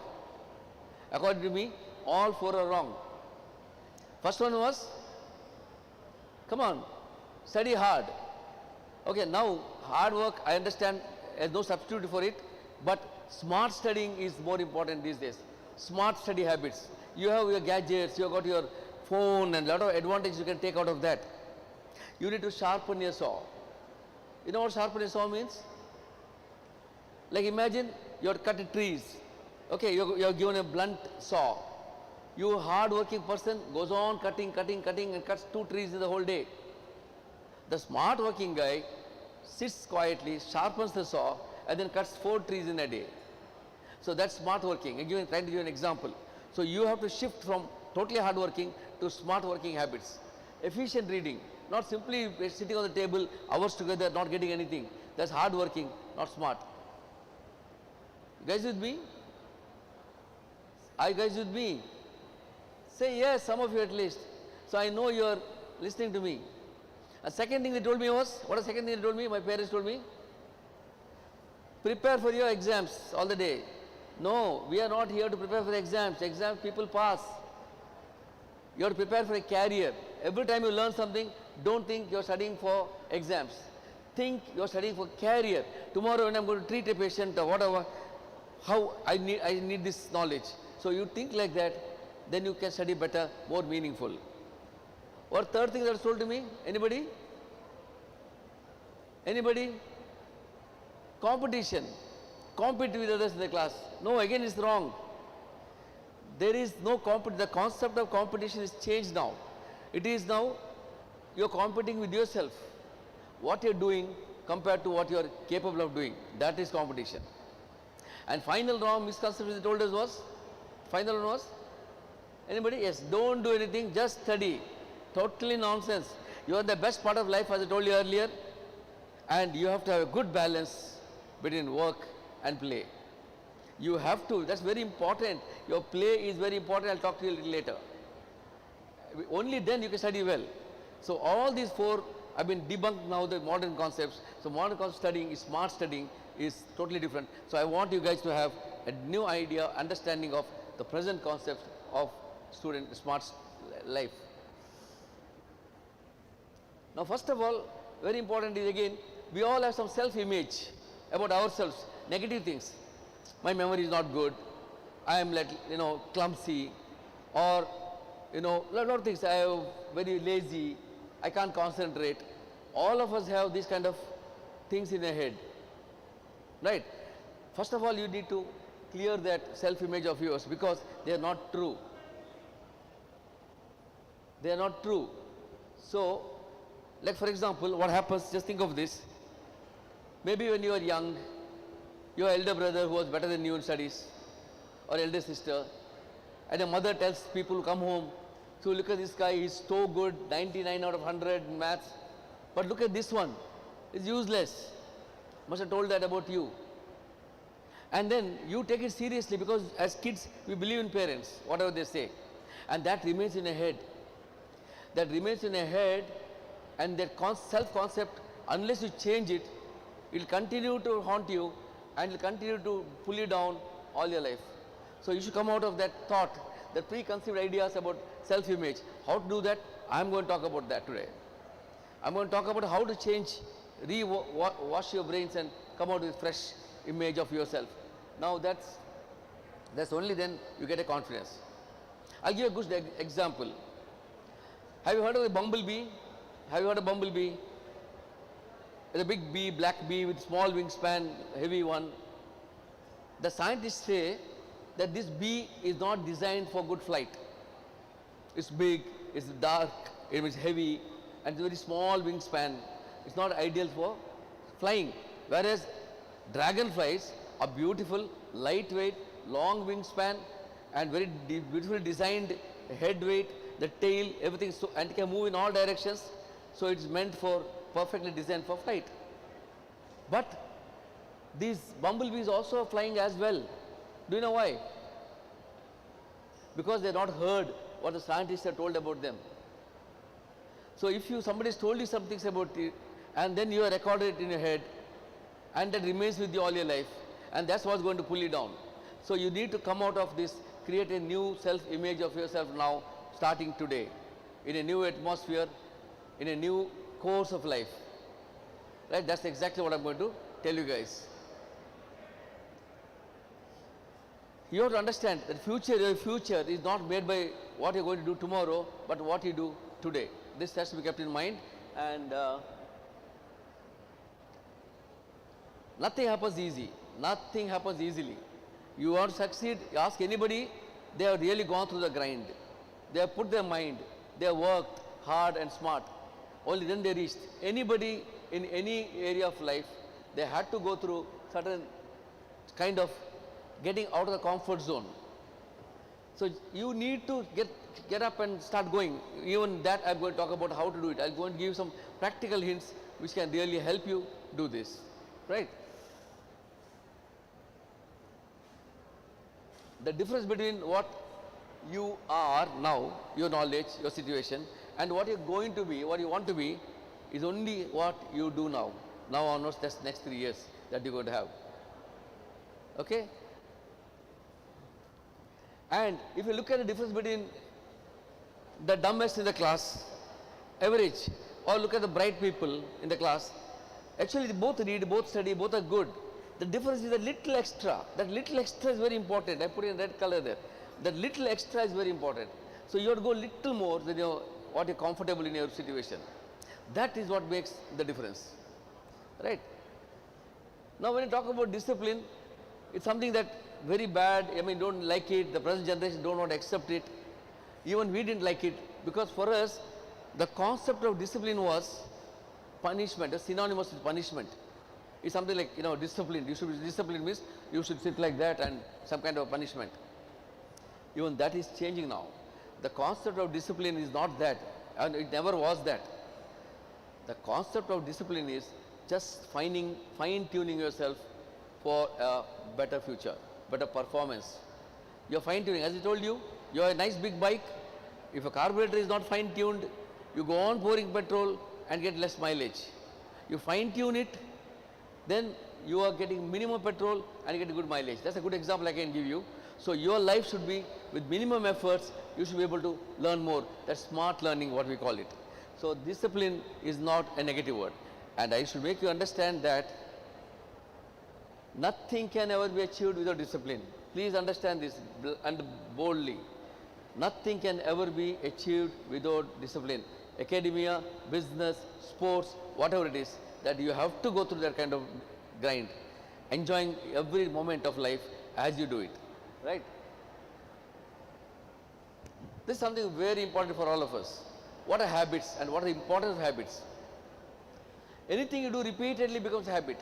You keep on doing that becomes a habit, and because very, you know, now that we talk about good habits and talk about bad habits. Now what are the difference between good habits and bad habits? Basically, you are your habits. You are defined by your habits. You become your habits. So habits play a very important role. I think I should spend at least 5 minutes explaining to you about habits and how to change those habits. Right. Now basically, there are good habits and we have bad habits. Roughly we classify. Now good habits, very difficult to develop them, very difficult to get it. But once you get it, very easy to live by. Life becomes very smooth. Whereas bad habits, they come easy, you don't have to do anything. They come easy, but very difficult to go about. I hope this point is clear to you. Keep in mind, good habits are difficult to start with. Difficult. How difficult? Let me tell you. Anything that you do continuously for a certain amount of time, say 21 days, that becomes a habit. That's the beauty of the human mind. You don't like to get up at 6:30, you do get up 21 days. And then, trust me, you get used to that. And then it's not difficult for you to getting up at 6:30 at all or 5:30, whatever it is. So as I told you first, you understand yourself what you are. Know yourself. Are you a night owl to study or you are a early morning bird to study? But good time is always early morning. Please understand. If each morning you lost, is the day gone. Every morning, very early in the morning, and a small meditation or prayer, and you start a day, you know how beautiful it is. We tend to stay beyond our time. Nature says, after sunset you're supposed to sleep. With sunrise you're supposed to wake up, like the birds. But because we have electricity, because we got the computer, because we have got internet, because we got the gadgets, we have changed our nature, which is actually not good, not healthy. So it's always good to make a habit of sleeping early and getting up early. How to do it? If you have not done it, try it 21 days and your mind gets rewired into a new situation where you will be more comfortable waking up. It's not difficult for you to get up that time. You're just enjoying it, you get up easily once the habit is formed. So what I say is that once these muscles are continuously exercised, muscles of the mind, then you get hardwired to that. Can you imagine getting up in the morning and having a cold shower? Because very difficult, right? But you keep on doing it for 21 days, then it becomes a routine. You don't mind, you just go and take a shower. I see people doing that, even in winter, right? So very important is that anything that you become repeatedly becomes you, and you are what your habits are. Everything about you is your habits. You please understand that. All right. So now, another thing, what happens to us as student life or anywhere, at a particular time, you lose the motivation. In the beginning, you know, you got a big interest. You go a room, you color a room, paint it, take a table, put a nice, tablecloth, make a coffee cup there, keep your pens there, sharpen your pencils. You want to prepare, motivated highly, I'm going to study. But that doesn't remain like that. It's all of us human beings. That motivation starts going down. Then you're not bothered about it. But you have to realize that, come back, spring back. We all need, it's like a fuel, like fire. You have to keep on adding fuel to it. Only then the fire continues. So we have to keep on motivating yourselves. How to keep motivating yourself? It's a long story, but to cut it short, one most important thing is you should sit down and visualize. I'll talk about visualization little in detail later. Visualize the future, your things, how it's going to be, and then you get motivated. Always be in good company. The people who motivate you, not to be in the company of those who discourage you. So you are known by the company you keep. Your friends should all be supporting each other. Like for example, I'll give you a best example. When we were students, the competition was so much that if I'm studying, somebody knocks at the door, I walk out with a book, a comics, and make him know that I'm not studying. To that extent the competition was going on. So what will you do? Imagine you go to a room in the night, 11 o'clock, to ask for a textbook, and you see the students there are all having fun, sitting and having fun and dancing and singing. You went to ask for a book, but what you will do? You will join them. Am I right? Or imagine you go into your friend's room to get something to play, maybe their phone or whatever, some gadget, and you go there and you see they are all studying. You go to the next room, he's also studying. You go to the third room, he's also studying. What will you do? You'll stop playing and you start studying. So that's the importance of keeping good company. That's how you stay motivated, right?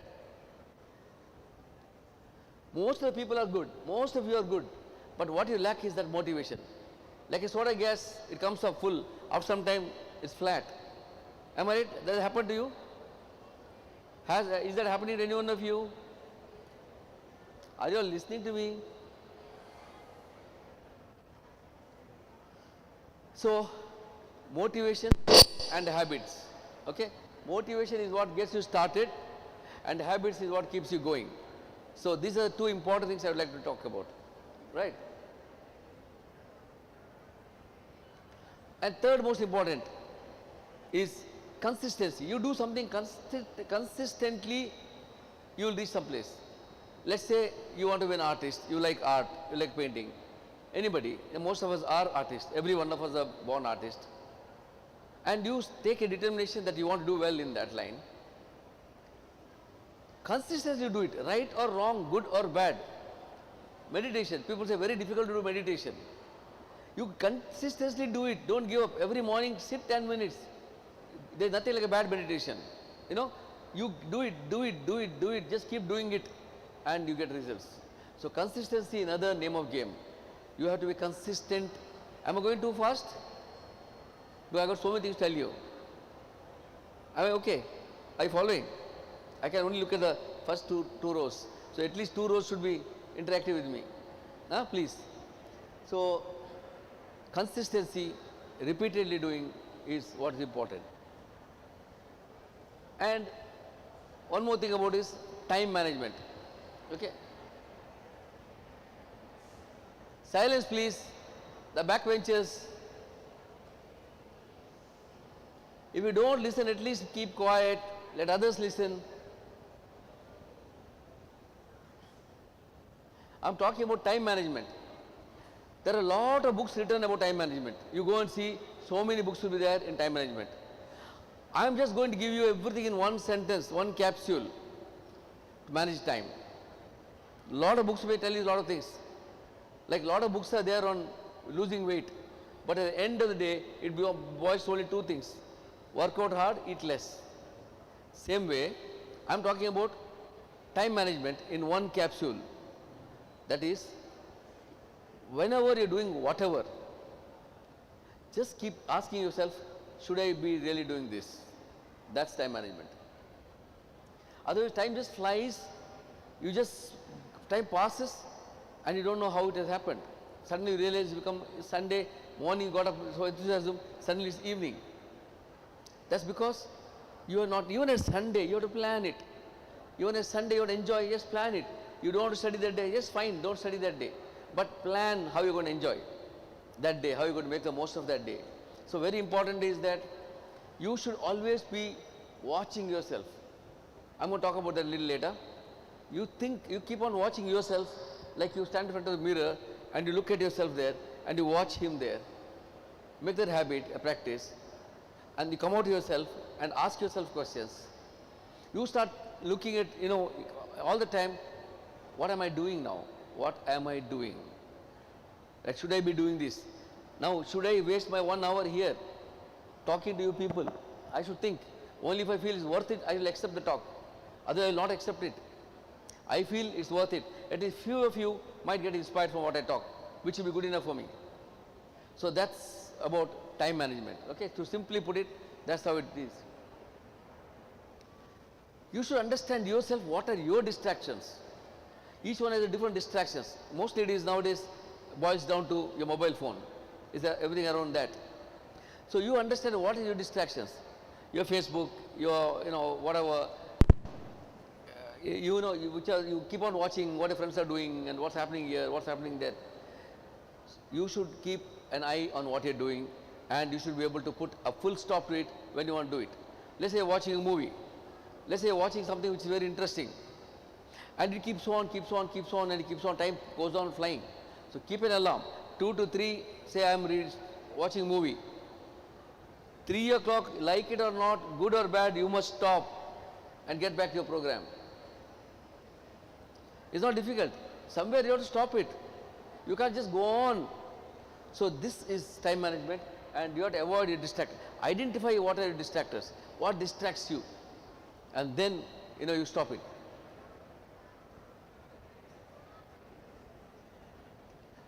This is something good that I think you should try right now. Take a small book. Each day you write how you spend the day. It may take some time, but it's worth it. This time you spent is worth it. Morning I got up at this time, had breakfast, I did prayer, I did meditation, or I went for a shower.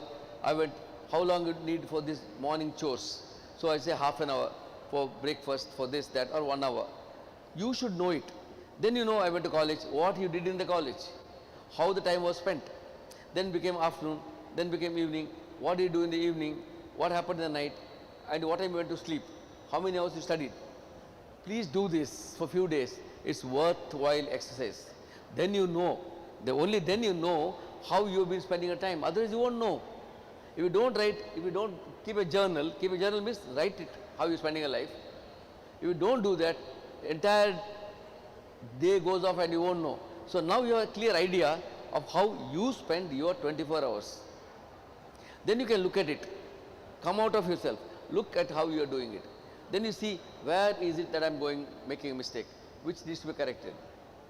So this is keeping a journal means that, and you don't show this to anybody, don't show it to teachers, don't show it to your parents, keep it to yourself so that you study yourself, you will understand. I repeat, you have to know thyself. You have to know thyself, your habits, what is pulling you down, your weaknesses, your strengths. Your strengths are plenty, your strength is plenty, trust me. I got a simple solution when you are disappointed or when you are like feeling down, you are getting depressed. I'll tell you one simple solution. Take a A4 size page, write all the positive things that you have, all the positive things. You are healthy, you don't have a cardiac problem, you don't have cleft lip palate, you don't have any brain syndrome, you don't have anybody having cancer or your friend. You go on writing it down. Your page is not enough for you. You are good looking, you are healthy, your vision is good. Okay, so many things. Now turn the page and write your problems. There won't be much, there won't be anything.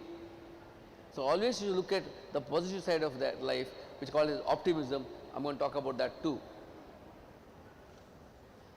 This is my favorite topic. Please listen to this. This is a very favorite topic of mine. It's about the human mind and thinking. Our mind is the most powerful organ. You all know that. Agreed? If at all mankind has achieved anything, it's only because of his brain and his mind. We were thrown stark naked on this planet with hardly a few elements. And then we developed everything. All these things we developed. All these things, the houses, the cars, the technology, the computers, the things that we do today, everything, the aeroplanes, all from those few elements and a powerful mind. So your mind is the most powerful thing, you understand. No computer can anywhere come near your mind. And you got it free and it's with you, no maintenance, nothing, it's with you. But unfortunately you don't know how to use this beautiful thing that you have. I'm going to talk a little bit about that. Okay, I'm going to talk a little bit about that. That is, if somebody is superior to another person, it's only because of his education and his mind. Please understand, we are all okay, we are same. Now, from mind you talk about, let's say,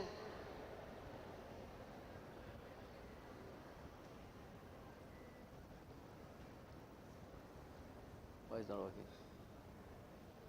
IT. Okay. This is the most important thing I'm going to tell you is this, of what are I going to speak. That is thinking, about thinking. Thinking is a disease, it has become a disease now.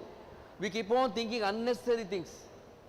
It is said about 30,000 thoughts per day average, maybe 40, somebody counted, about 30,000, 40,000 thoughts per day we think every day, and most of them are waste and repetitive. Most of them are waste and repetitive, thinking the same thing again and again, again and again, negative thoughts, and you think thinking is okay, thinking is easy, what I'm just thinking. No, thinking makes everything. If somebody is rich, it's because of thinking. Somebody is successful because of thinking. If somebody is very happy in life, because of his thinking. If somebody is a good student, because of his thinking, how he thinks, nothing else. So this is a very important point I am going to talk to you, is what you think. You should be aware of what you are thinking. Every time you ask yourself, what am I thinking now? What the hell am I thinking now? What the hell am I thinking about such negative things? So keep on watching what you think, your life is set. This sentence I am telling you should be written in golden words. Thinking is not free, I am repeating. If anybody is more happy than you, not because he is happier, good looking, better, more rich, no. It's only because he knows how to think, what to think. So thinking is very, very important. Do you believe in this? Agree to this? Shall I give an example to make you 100% believe that thinking is important? Are you with me? I am going to tell you a story. Right? Just imagine you are to go to your hostel after reading in the library, and they are told that you have come to Mangalore, full of cobras here, snakes, snake country, lot of snakes in this place. Okay, you have got in a head that there are a lot of snakes in this campus, and night you are walking from the library to your hostel, you have to cross this little patch of trees there, the forest, and you are going through, and by mistake you stamp a cycle tube, you know cycle tube, you stamp a cycle tube, you think it's a snake. Well, you know what can happen to you? You are prepared for it, there are snakes here, and you stamp a snake, a rubber snake. What will happen to you? Anything can happen, from death to one extreme, cardiac arrest, or minimum your blood pressure will go up, your heart rate will go up, right? Your pulses will go high, your eye pupils will dilate. So many things happen to you in that moment. My simple question is, by touching a rubber tube on your body, can all this happen? Can all this happen? No. But touching a rubber tube, this cannot happen. But then why this all happened? It's only because you thought it was something else. So what's important here is the thinking. Now similarly, you are walking across, let's say there is a cycle factory, and a lot of cycle tubes are thrown there, and you are walking in the night, you don't know about snake, and you have stamped a real cobra, and the cobra runs in all directions, scared, and this runs away. Nothing happens to you. You know why? Because you think, you never thought bad about it. So it's very important. What you think is very important in life. People ask me, by thinking can I become rich? Yes, you can.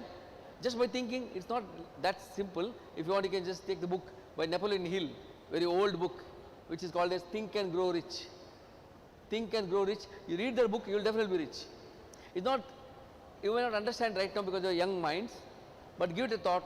It's the thinking in your life that makes all the difference in your life. So think of happy things, you will remain happy. You think of sad things, you become sad. Okay? So you need to take possession of your mind. You need to take possession of your mind. That starts, I'm going to a grassroots level of how to be a good student. I'm not telling you do's and don'ts. I told you, I promised you, not even moral science things I'm going to tell you. I'm only going to tell you practical things going to affect you on this planet. I'm only going to tell you these things, take possession of your mind. How do you take possession of your mind? Of course, I need lot of time to explain all these things, but to put it briefly, as I told you, go back to it, your self-image, your decide, your meditation helps. You are thinking so much that you are living in a world of noise. Hello, excuse me. Some of you are distracting me. If you are not interested, you can walk out, please. No objections. Anybody is finding very boring today, please go out and have a good time. Come back. Don't be a negative force to me. When I look at you and you are talking to each other, Please leave the hall, no problems, no punishment, no attendance problem, I promise you. If you are here, at least be quiet. Some people are interested, I can see that. Don't spoil their chances. See, my flow of thought is gone now. What am I telling you?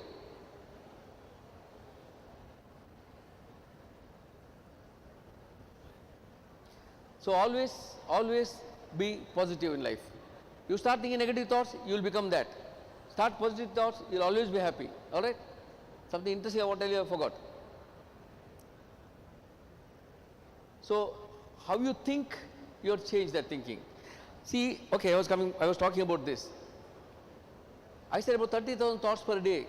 That means right now you are thinking so many things, thinking about me, thinking about this, thinking about that, so many things you are thinking. Right? Actually, you are living in the world of noise of thinking. Imagine you are sitting next to a generator, you have got a generator next to your room, and they are making noise, continuously making noise. You don't realize because you are used to it. You got used to that noise, so you don't know generator is making so much noise. But when somebody offs the generator, suddenly you realize how beautiful the world is, how smooth, how silent. So you are now living in a world of thoughts. You have to shut down the thinking process. How to do it? One of the methods is by meditation. Meditation, you must have seen, is very easy these days. There are a lot of meditation techniques available on the YouTube. All you need is good headphones. Sit quietly, listen to it, and I just leave it at that. Do this every day. You know, in every religion talks about prayer. The importance of prayer is unbelievable. It has got scientific reasons also why one should pray. If you pray 5 times a day, 5 times you go into meditation, and that's what your mind gets renewed every now and then. How did Buddha become a Buddha? An ordinary rich kid, because of his meditation. How did Prophet Muhammad become a prophet? In the cave of Hira, he sat and meditated. So meditation is something which is very important, one that really removes the clutters from your head, gives a clarity of mind, then takes you to a different level of existence which you could not have thought of. Your mind is the one that makes everything. There's one particular level of existence, you need to reach there. And don't think that this is only for old people. No, the earlier you find it, the earlier you realize, better your life is going to be. So it's very important, I'm repeating this, you need to learn how to select your thoughts. When you know you're getting into a negative thought, you're about to get into a negative thought, pivot it, stop it, realize it, and then change. Right? And now, of course, I don't know how much time I have left with me. How many times, anybody here? I will talk about the power of a subconscious mind, but I don't know if I have enough time. Who is some organizer here? Right. Come to one more thing. This again going back to the first notion, you know yourself. The beliefs about yourself, what you have. That's whatever you believe becomes a real. Even if you're fake, even if it's not true, you believe that your memory is good. Every day you believe your memory is good. You become powerful. You develop powerful memory. That's because your belief is very important. Subconscious mind, your subconscious mind, which is much more powerful, than conscious. Maybe those are interested in my talk today, those who find that you need to talk again, you can give names. I'll give another time and talk to only those students who find this interesting. That will be more interactive for me. Are you in charge? No, I have a lot of things to tell them. I don't know how to do it. So belief is important. Have you seen these elephants? Huge elephants in the roads. They just walk and they're harmless. They just walk. If you notice, the feet of an elephant has a small piece of chain tied to it, about 2 feet long chain. You know how it works? The elephant, when he was a baby, they had tied it with the same chain, and he had tried to remove it so many times he could not break it. So he's already believing that once the chain is there, that he cannot move fast. Now when he grows up, actually he's so powerful, he can just one kick and the chain will break. But his belief is not that. His belief is that it is tied. So if you look at the elephant on the road, always small piece of chain is there to make him realize that he is tied down. So that's the power of belief. So whatever you believe about yourself, you start manifesting. I'll tell you how to do this. This is again very important thing I'm going to tell you. See, I accumulated this over the years and I'm giving it to you in an hour. So it's better that you absorb what I'm going to tell you, that whatever you imagine can happen to you. You heard of power of attraction and all that? It's a big subject. I may not be able to talk to you today. Now another thing that we do is, we worry. Small things worry. Such small thing happens, you start worrying. You forget all the good things happening. You talk about only that bad thing that's happening. Worry is a misuse of imagination. So you should again watch your thoughts. Whether you want to be happy or not, you decide. Whether you want to be happy any moment, it's under you. It's totally under your control. Once you master that, don't you think it's wonderful that your life is going to be happy ever? Whatever the situation, you may not be able to choose the situations, but you can choose their attitude. I'll talk about that, okay? There's something very, very important again. Auto-suggestion means you keep on telling yourself some things and that becomes the reality. Like for example, I am a little clumsy. Let's say I am clumsy. I drop things and spill things and all that. And the moment I drop something, I say, oh Akhtar, I tell myself, you're so clumsy. You think you just told it just for fun. No, it's very strong. It's a message you're sending to yourself. You have seen old, mad people walking and talking on the road and going. Anybody seen in the past? You used to see mad people walking and talking to themselves. Now they are all in their asylums. You don't see many of them. The difference between them and us is that they talk loudly, we talk silently. They talk loudly, we talk silently. We talk ourselves. We talk, keep on telling ourselves, keep on talking ourselves. So whatever negative things you talk becomes that. Whatever positive things you talk becomes that. So that's called auto-suggestion. One small example. For it, do today. Find out your weakness. Let's say you are lazy. Let's say you are lazy. Now write an affirmation. There's something called affirmations. You write an affirmation saying that I am energetic. You don't say I am not lazy, because two negative words come there, no and lazy. So I am energetic. You write it down. You say this before you go to bed 20 times, afternoon about 20 times, morning as you get up 20 times. Few days later, you will lose your laziness. Please try this. I'm giving you a very important clue. Your subconscious mind cannot differentiate between reality and your fantasy. Your conscious mind knows, yeah, I'm still lazy. But a subconscious mind which is powerful does not know. So you keep on feeding yourself that positive thing, you become that. Trust me blindly, you become that. So you have to write down your affirmations. Like for example, while praying also, use positive words to pray. Don't say, oh God, don't make me sick. The two negative words there, don't and sick. Make me healthy. That's how your affirmation should be. That's how your prayer should be. Because the subconscious mind cannot understand this grammar. Next thing is visualization. After prayers or after meditation or whenever you have 5 minutes time, you sit and visualize, you plan, imagine your life. Imagine like how you're going to be 5 years from now after you passed out. Imagine to the details, imagine the finer details, how your life is going to be. Look at positive things. You're going to drive a big car, you're going to have a house like that, or maybe 10 years from now, you're going to have a mansion, or you're going to do this, you're going to have a beautiful life partner, you're going to have good children. Visualize, keep on thinking, thinking. Imagine, look at it in a mind's eye. Feel it, you feel that you're there.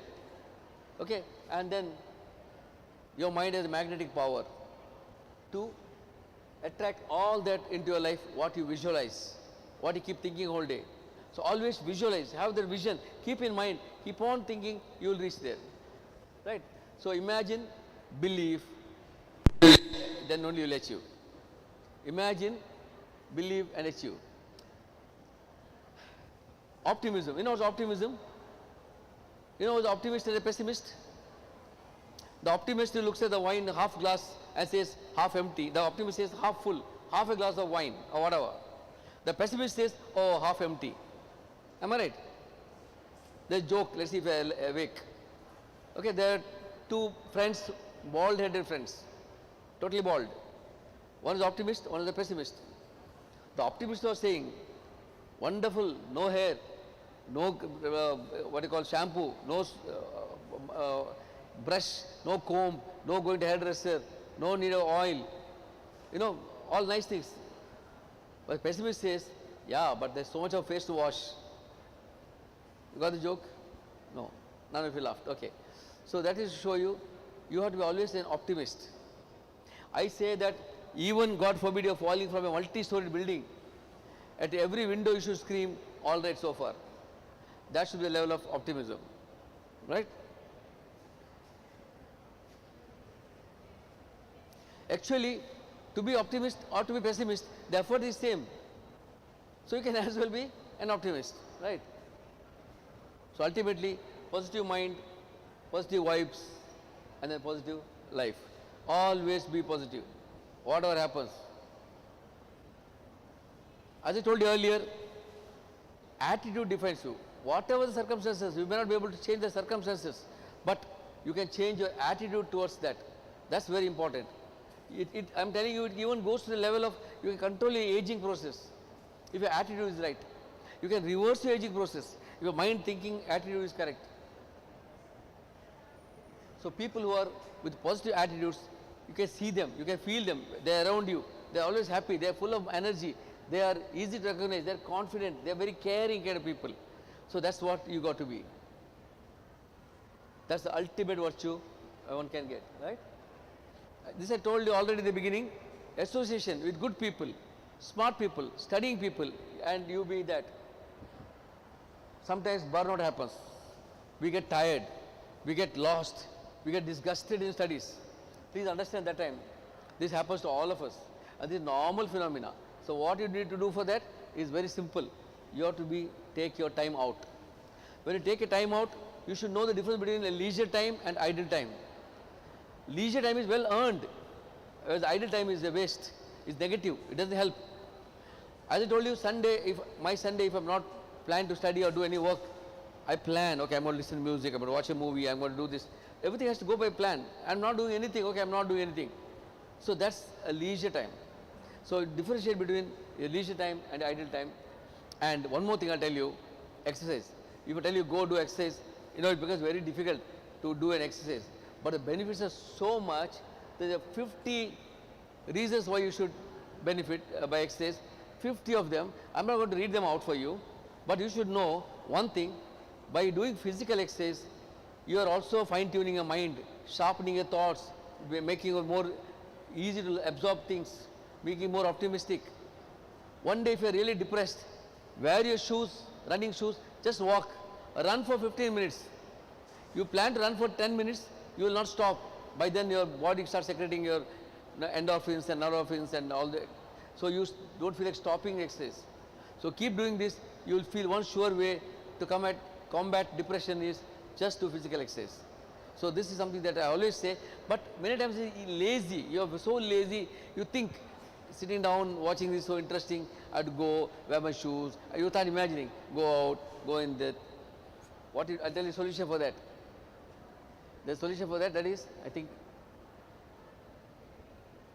put your exercise clothes, wear your shoes first, don't go. But the moment you start doing it, then you get carried on in that direction. So the starting is important. You don't want to go, no, okay, but I'll wear my shoes, exercise shoes. I'm not going, I'll wear my t-shirt. Do that, you automatically will be on your tracks. Okay, this one hint. I talked about power of meditation, power of prayer. You know it, it's scientifically proved.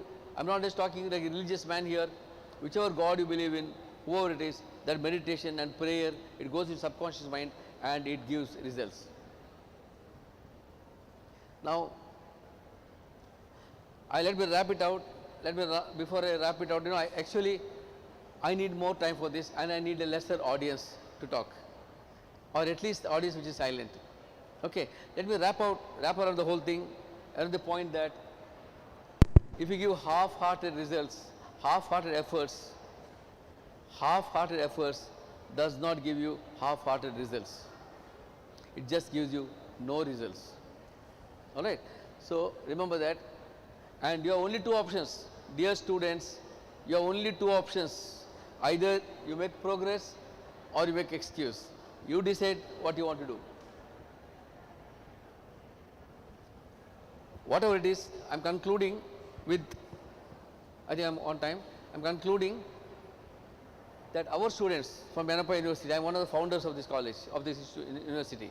We started as a dental college, small dental college in a small area in Bandar.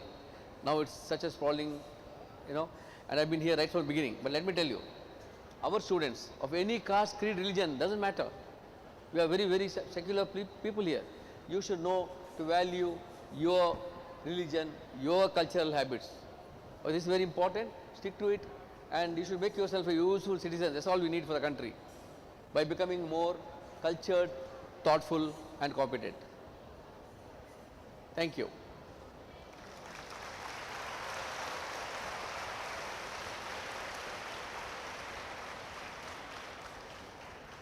Any questions? I'd be happy if I get one question at least, just to make sure that somebody is heard. Any questions? Done? Thank you.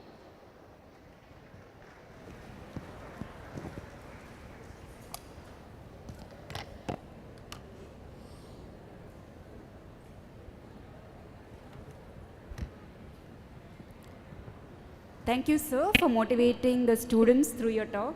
I think trying out 21 days of any habit definitely works, and I've personally experienced that. I think that's a good takeaway message for the students. Now I request Mr. Vikas Sachin to present the Certificate of Appreciation to Dr. Akhtar Hussain.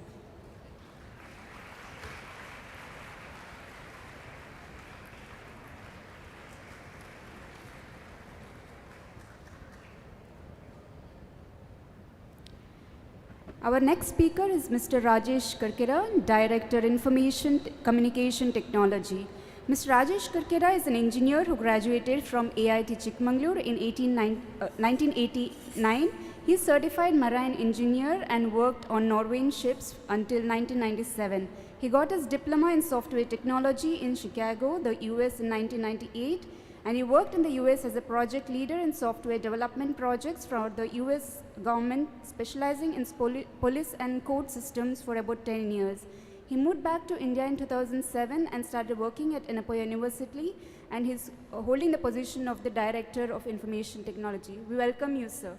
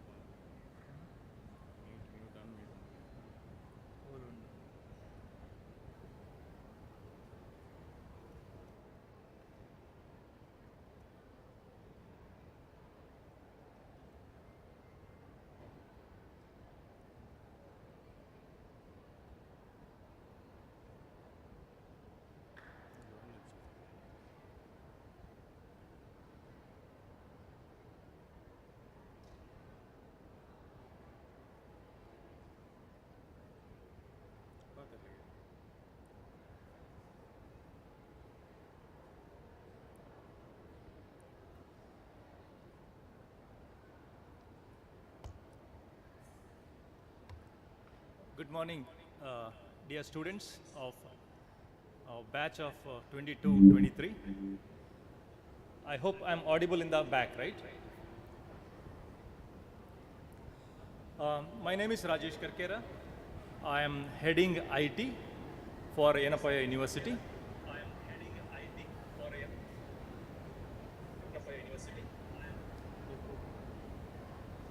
With a screen engine on the screen.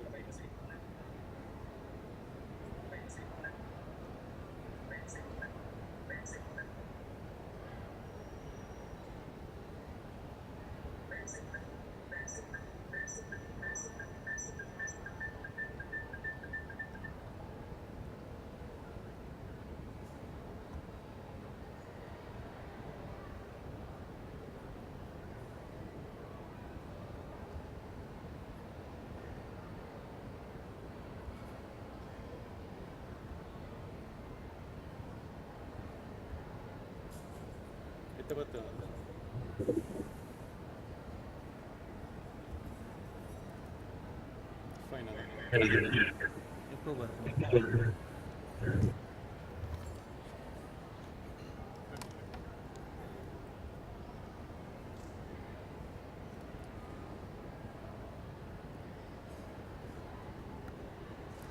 of all, I congratulate all the students who have taken admission to Yenapoya University.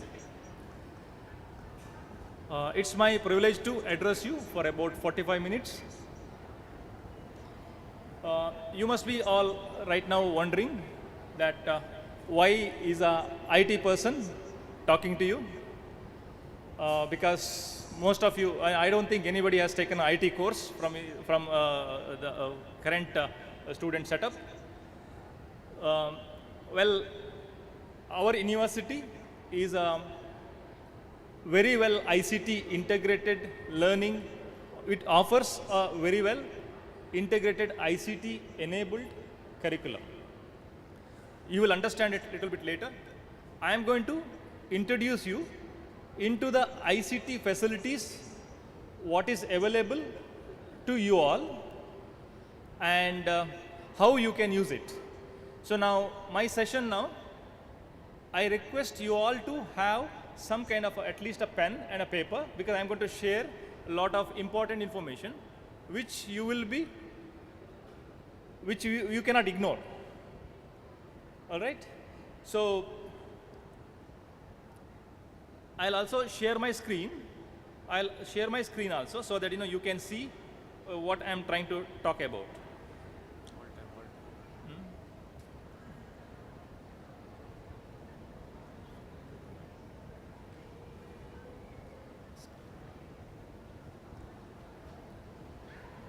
Okay.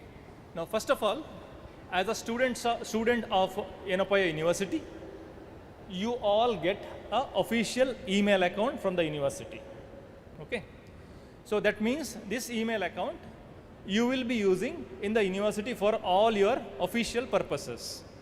For example, you have to communicate to finance department, or you have to communicate to IT department, or to your college. You will be using this email account to communicate, so that we exactly know who is communicating to us.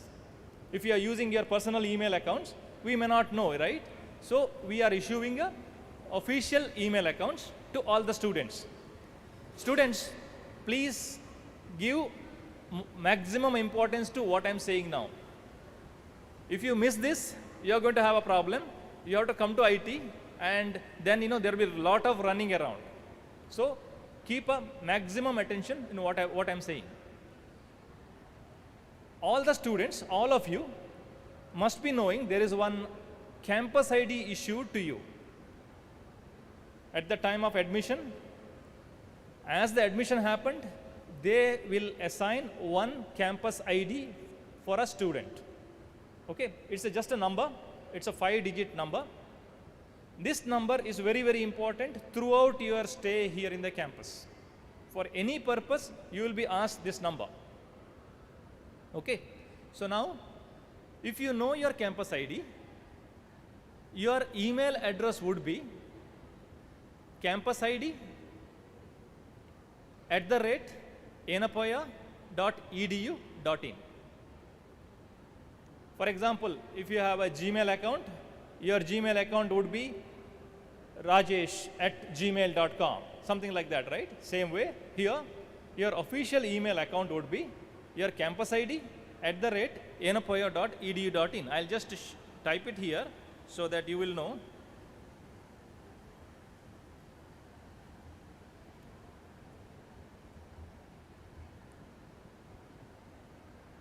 Something similar to this. Supposing if your campus ID is 1234, your email address would be 1234@yenapoya.edu.in. Hope I am clear. Okay, so that is your username, and your password would be Yenapoya in a lower case, YENEPOYA, in lowercase. Is it clear? Your email address is 1234, where 1234 is your campus ID, @yenapoya.edu.in, and your password would be Yenapoya, Yenepoya.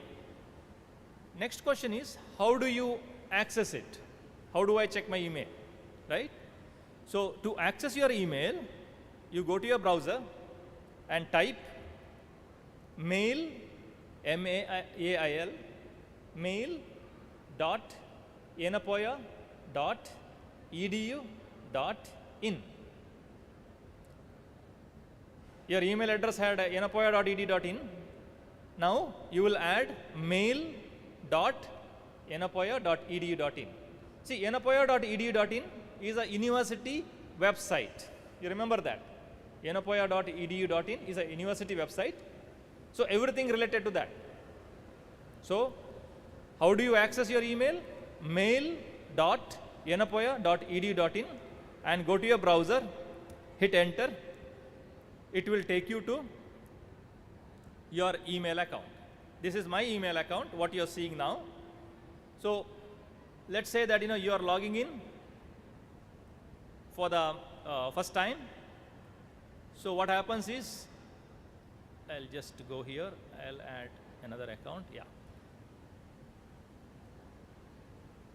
When you type mail.yenapoya.edu.in, you're going to see this screen. Okay. So now here, this is the place where you're going to put your campus ID 1234 at yenapoya.edu.in, your username. Go to the next screen.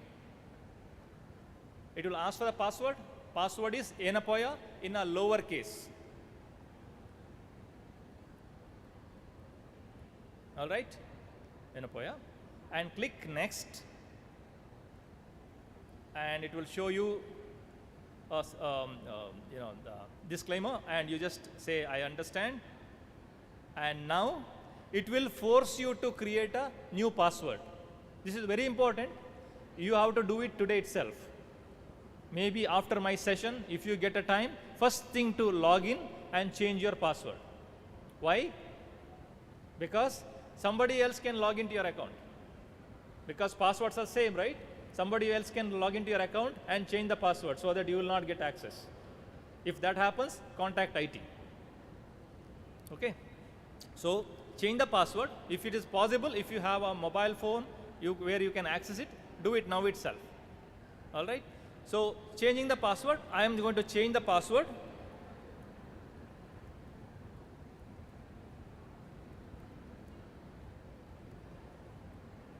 I changed my password and saved it.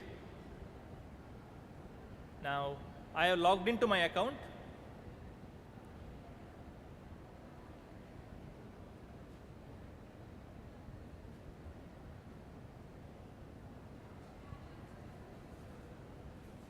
I logged into my account, and now important thing. Always what happens is, you must have changed the password now.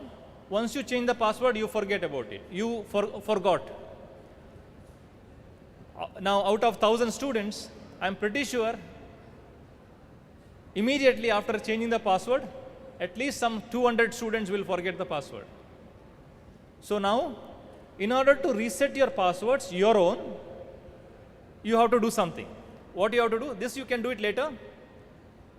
If it is possible, log in, change the password. Once it is done, go to your account settings, and there is a thing called manage your Google account. See, this email account is provided by Google.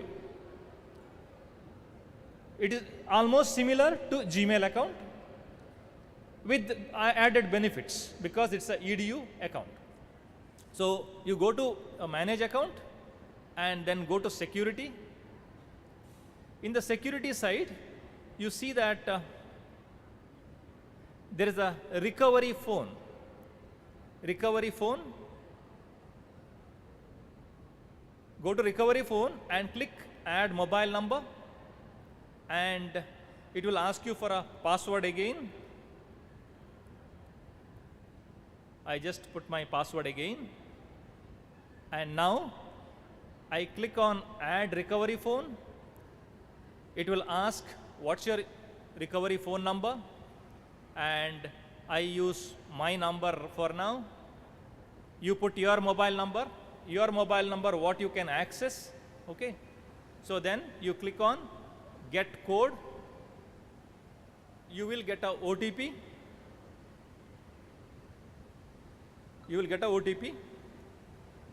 Enter that OTP.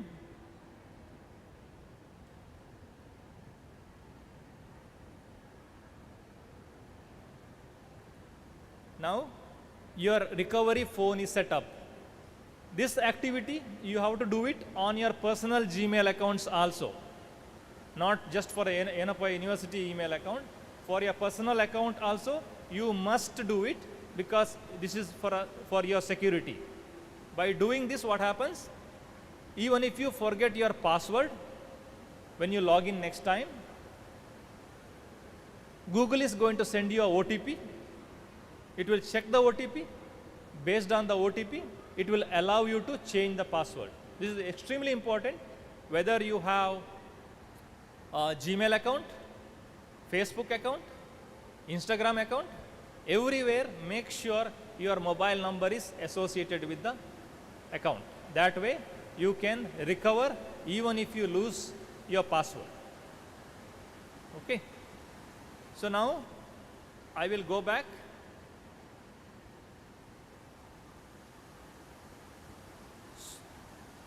So now to continue, you have got your email account, you know your campus ID. Next and very important thing is to get access to student portal. All students of our university will get access to student portal, and student portal is nothing but your student records. For example, your academic records includes examination data and your attendance, class attendance, your fees, and lot of things. So all these things you can access it from the system. So now I am pretty sure parents also must be part of this event. Parents must be watching this session on YouTube, and this is extremely important from the parents' point of view also. So now I'll show you how to access your student portal, and how parents also can access the student portal. Okay, so I'll just go to student portal now. First thing, how do we access student portal? Student portal again can be accessed by a URL. I'll just show you that. You just type student.yenapoya.edu.in. For a mail, you had a mail.yenapoya.edu.in. For student portal, it is student.yenapoya.edu.in. It's easy to remember as long as you understand, you remember university website address, which is yenapoya.edu.in. So now I just typed student.yenapoya.edu.in. This takes me to another screen where entry to the portal is possible. Entry to the portal. This is important. Without having a portal access, you cannot even pay the fees. You cannot check anything. You will not get your results. You will not be able to apply for the exams. Okay. So this is must. Every student should have access. So what is the procedure? You are accessing for the first time. So first requirement is you have to have your official email account, which I already shared with you. You have changed your password, secured it. Now you have access to your email account. From the mobile phone also, you can access your email account. But when you are adding a account under in your mobile phone, you have to choose Gmail. Because it is from Gmail, right? You have to choose Gmail so that from the mobile application also you can use it. If you have a Gmail application installed on your mobile phone, you just have to add an account and just put your username as a 1234@enopoya.edu.in. So now, assuming that you have already have access to your email account, how do you access the student portal? So student portal, you see that I have launched the student portal URL, which is student.enopoya.edu.in. Next step is to access the system, right? First time you have to register. So go to the screen and you see that it says student. Make sure that it is not employee, it is not a parent. For a parent, now parents who are listening to me on YouTube, you have to click the parent. Parents and students have a separate accounts. Student should not be accessing a parent account. Parent should not be accessing a student account. So parents, make sure that you don't share the password for the portal with the students. Otherwise, your children will become the parent. Hope you can understand what I am saying, because this portal also has all the academic information of a student. So if parent want to see it, parent want to see the student's attendance, examination results, parent has to have access.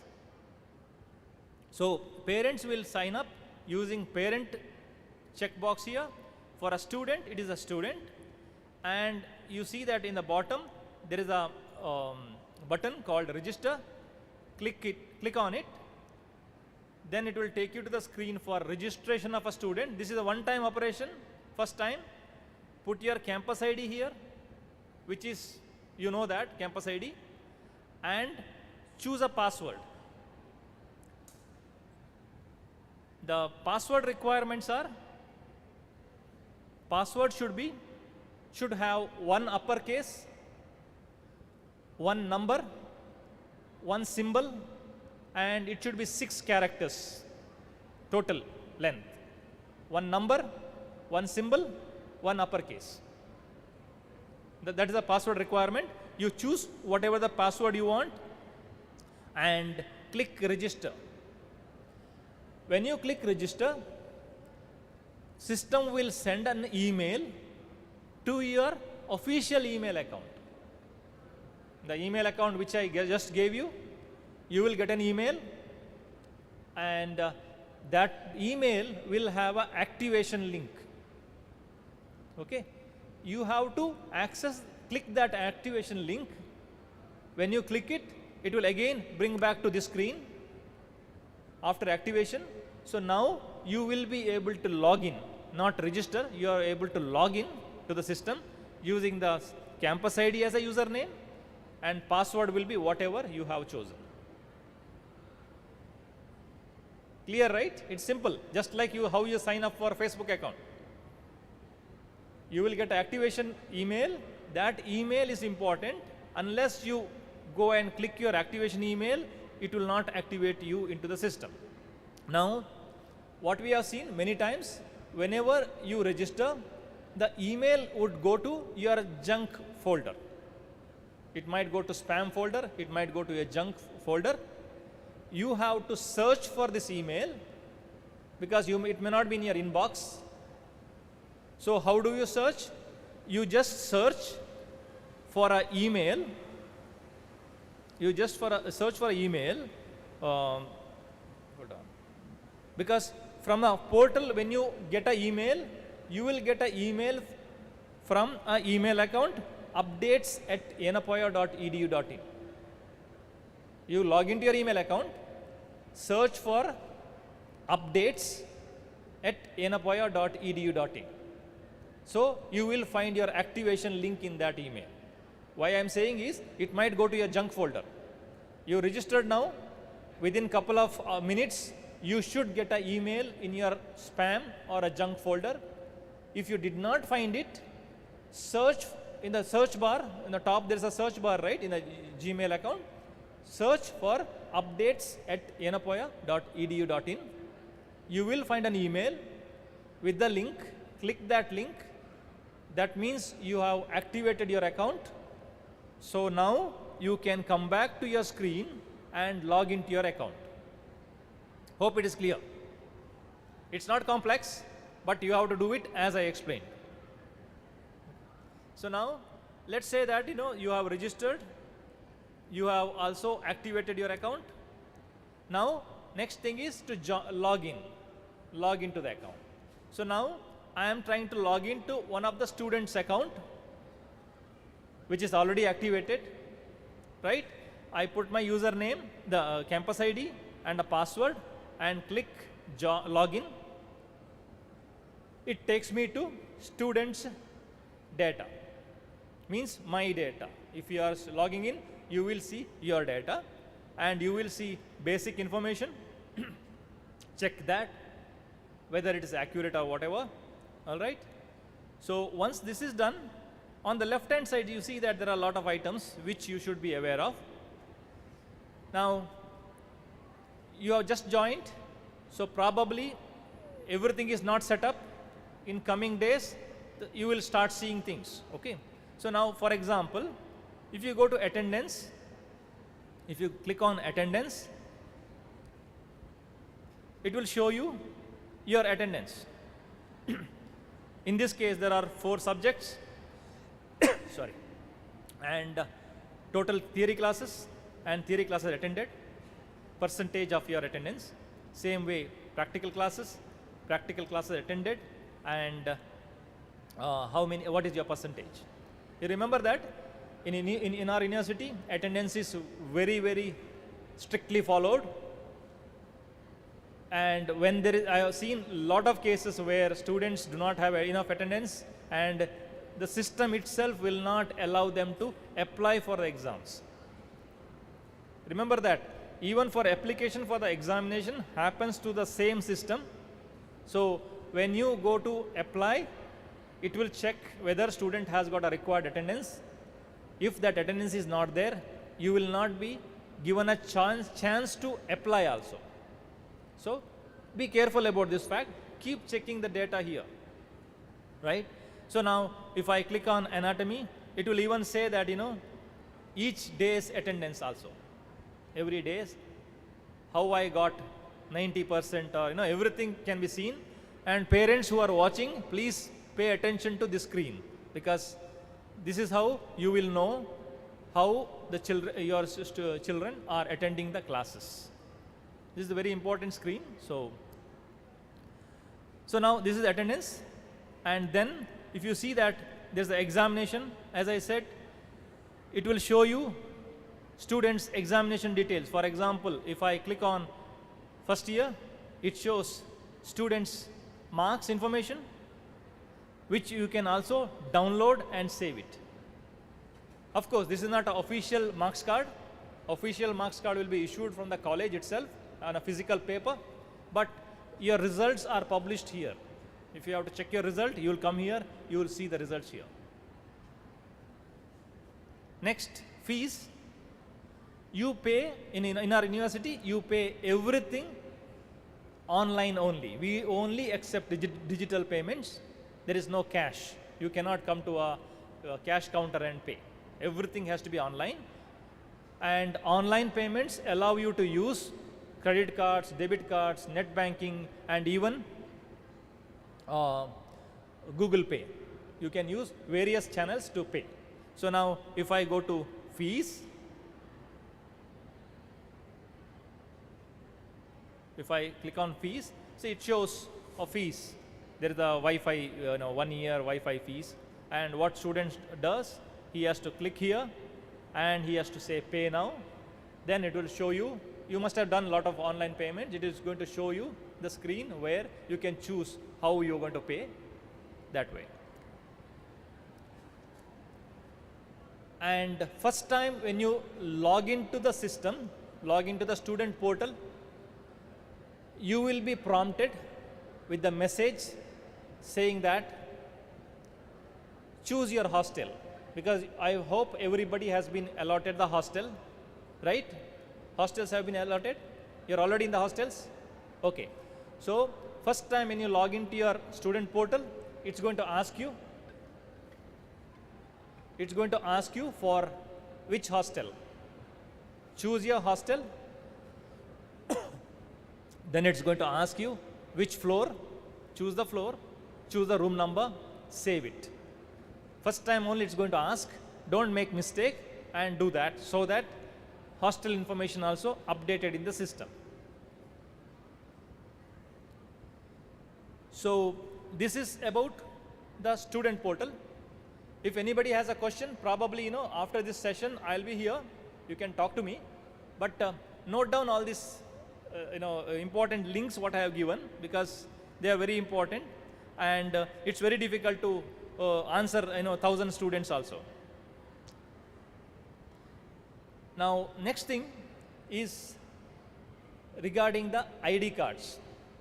You all know that we have to issue ID cards to you, and as a part of that, we would like to collect your passport size pictures. Okay, we want to collect your passport size pictures. I'm pretty sure you all have soft copy of your passport size picture, because when you applied for the college here, you have taken a picture, good picture, and then it is in a soft copy format. This soft copy, you have to send it to us. How do you send it? You have to send it by email. All right. So our email address to which you have to send is ID cards, ID, ID, right? ID cards at yenapoya.edu.in.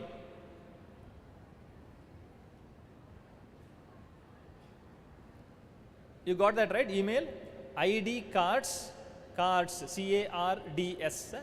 at yenapoya.edu.in. You have to send an email with the attachment of your passport size picture.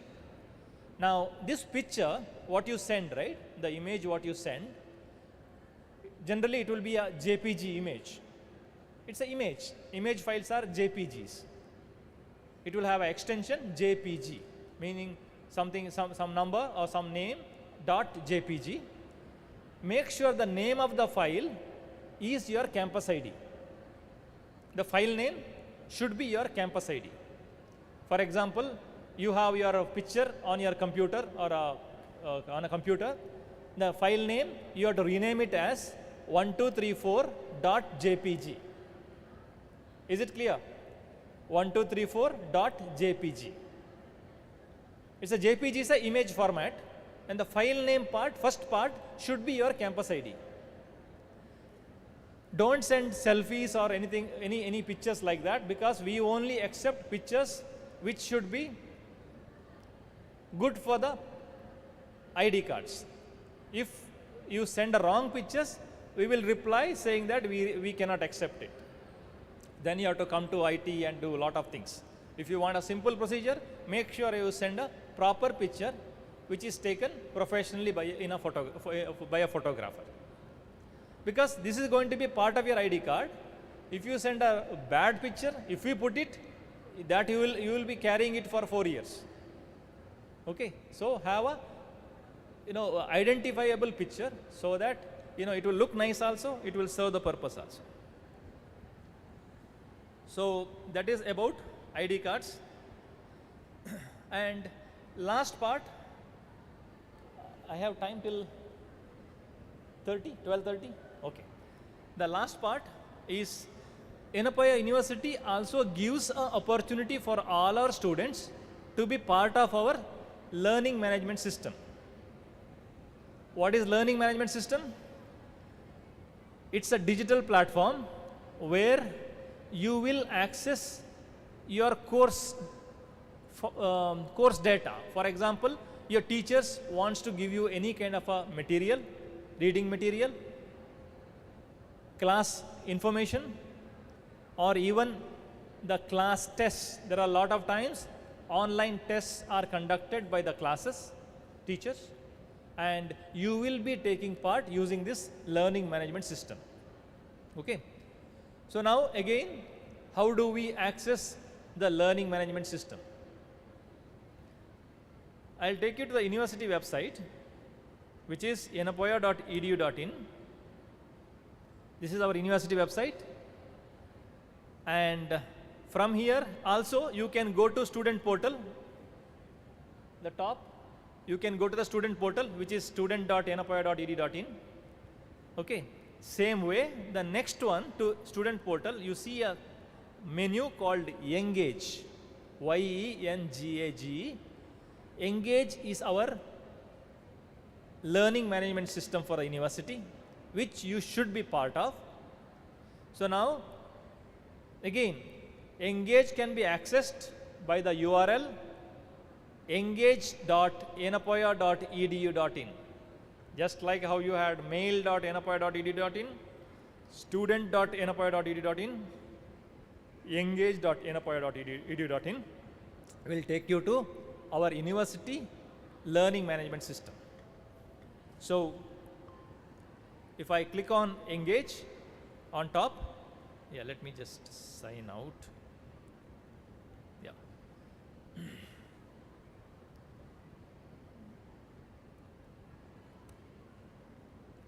If I click on Engage, it will take me to our Engage platform.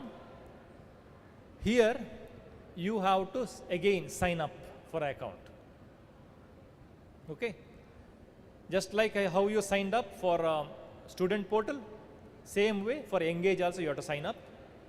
And how do you sign up?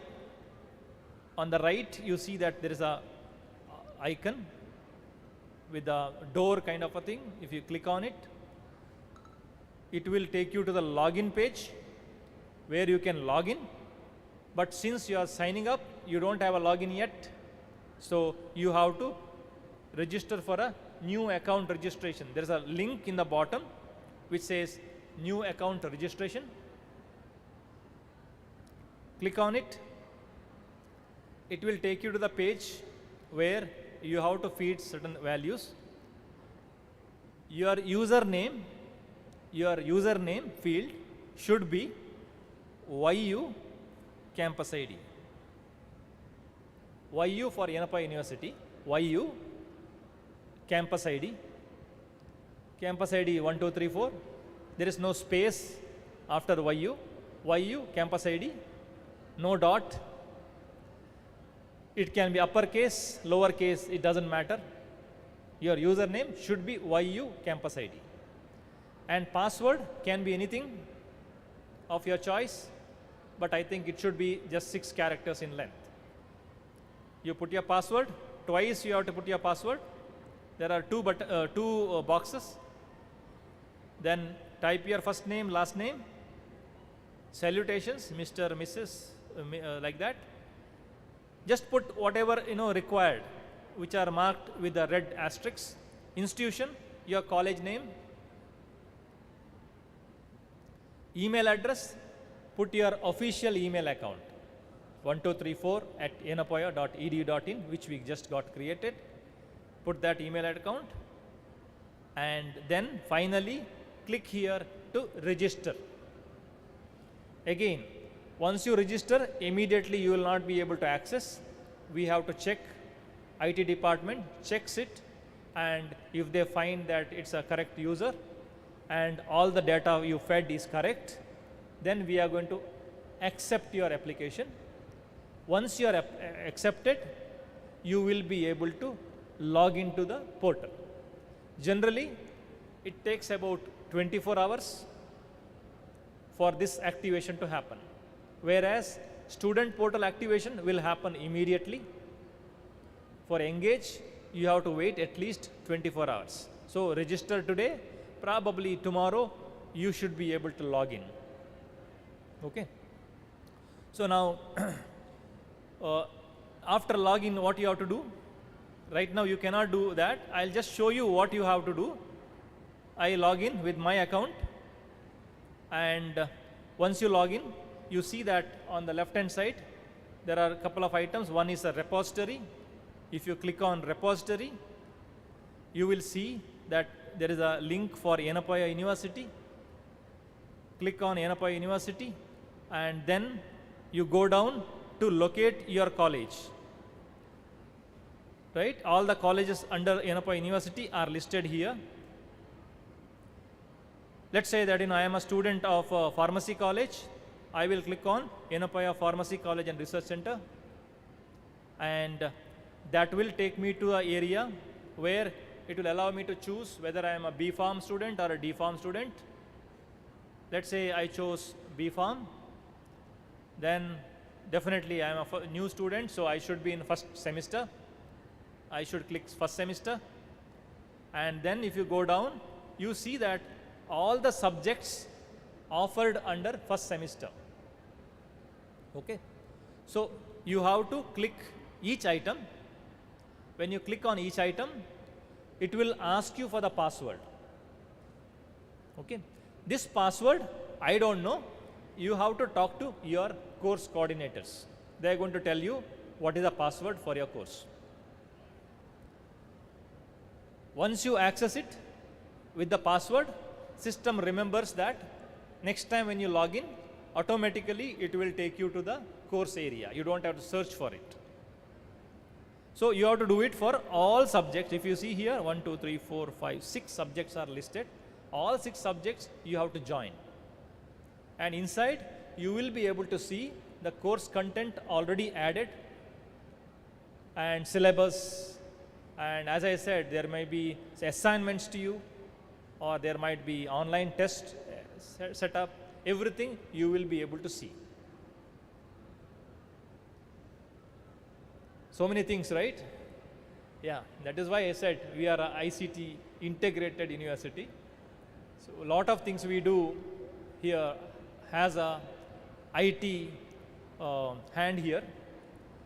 So to sum it up, what are the things? One is the email account. I said mail.yenapaya.edu.in. Second thing is student portal, student.yenapaya.edu.in. Third is sending your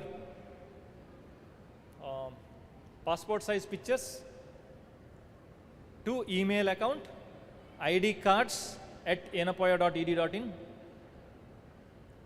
and then registering for Engage account, that is at engage.yenapaya.edu.in. Okay.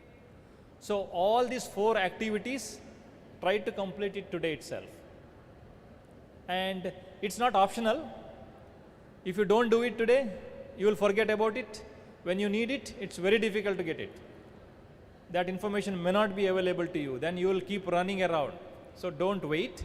Do it today itself, so that your initial setup is complete, so that we will be able to issue you a email account, the ID cards as soon as possible. Finally, I thank Yenapaya Nursing College, Physiotherapy, Pharmacy, School of Allied Health Science for inviting me to spend some time, and the organizers for allowing me to speak. Once again, I congratulate all the students, and I welcome you all to Yenapaya University. I wish exciting and thriving student life here in the campus. Stay safe. IT department is located in the administrative block of Yenapaya University. Any of you students have any kind of a IT related issue, I'm not talking about academics only, any non-academic issues where IT is connected, you can take our help. Okay. Many times it happens that students' accounts gets hacked, or a lot of mischief happens, or even unlawful things can also happen. So whenever you see something like that, don't hesitate to contact us.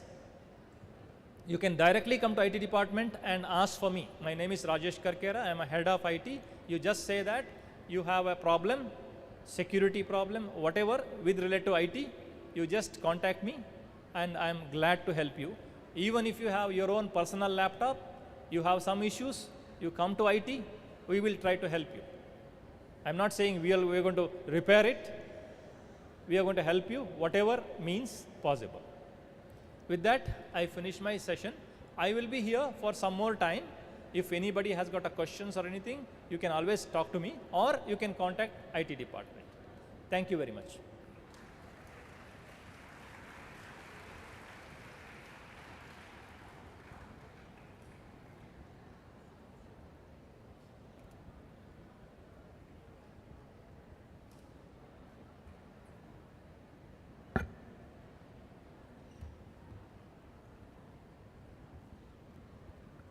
Thank you, sir, for your talk on how to utilize the learning management system and the student portal. Now I request Mr. Abdul Rahmanullah to present a certificate of appreciation to Mr. Rajesh Karkera.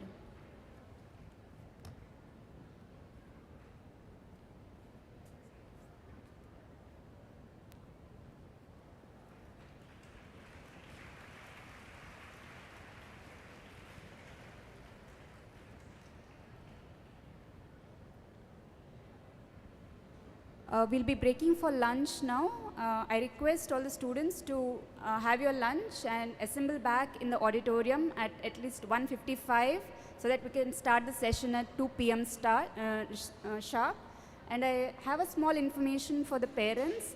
Kindly have your lunch on payment. Thank you.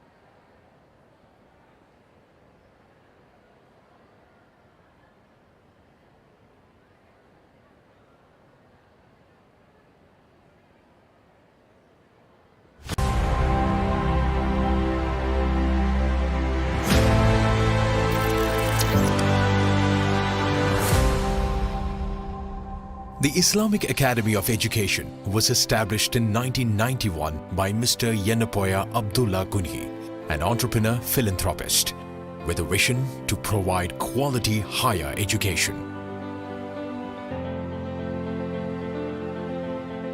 As a non-profit trust, the Academy established Yenapoya Dental College in 1992 and set up medical, nursing and physiotherapy colleges subsequently.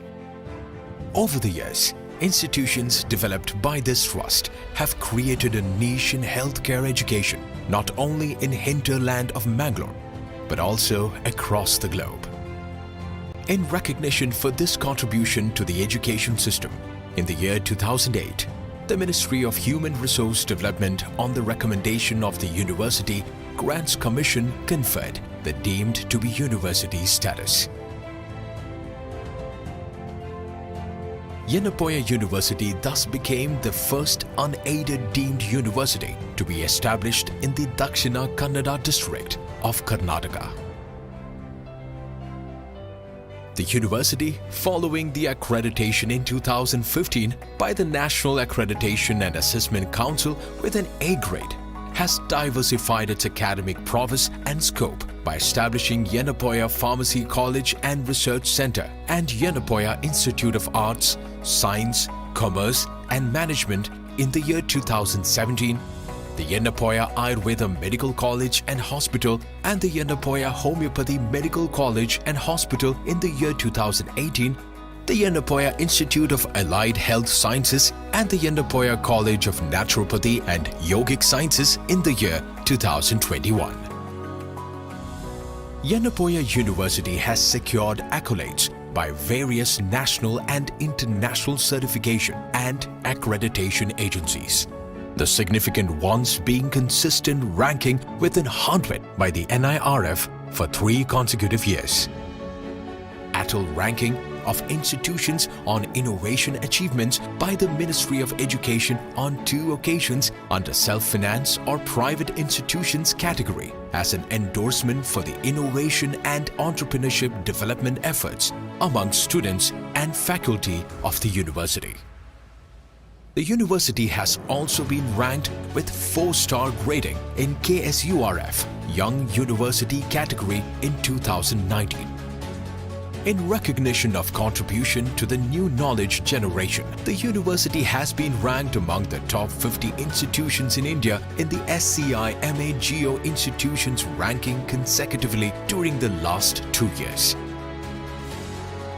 There are multiple faculties of study in the university which are represented by the standalone constituent units. These institutions are spread over a total built area of 144,453.11 square meters to accommodate academic and administrative activities.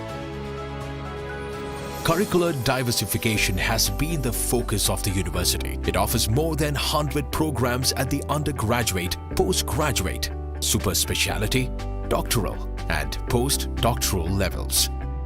The university has enrolled more than 6,000 undergraduates, 600 postgraduates and doctoral students, complemented by over 500 well-qualified teachers trained in ICT-enabled teaching learning processes. The classrooms, similar halls and demonstration rooms are ICT-enabled with Wi-Fi facilities extended to all strategic locations in the campus.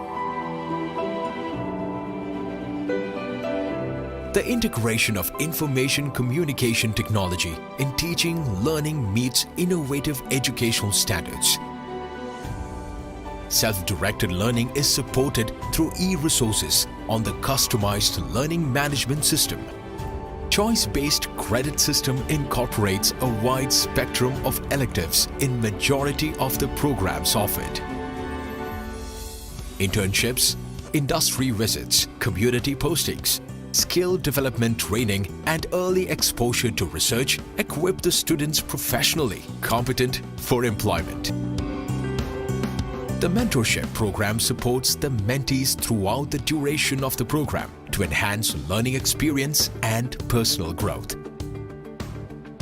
Community-based training is imparted through the urban rural health centers, PHCs, Rural Healthcare and Development Center, and mobile clinics to inculcate social responsiveness.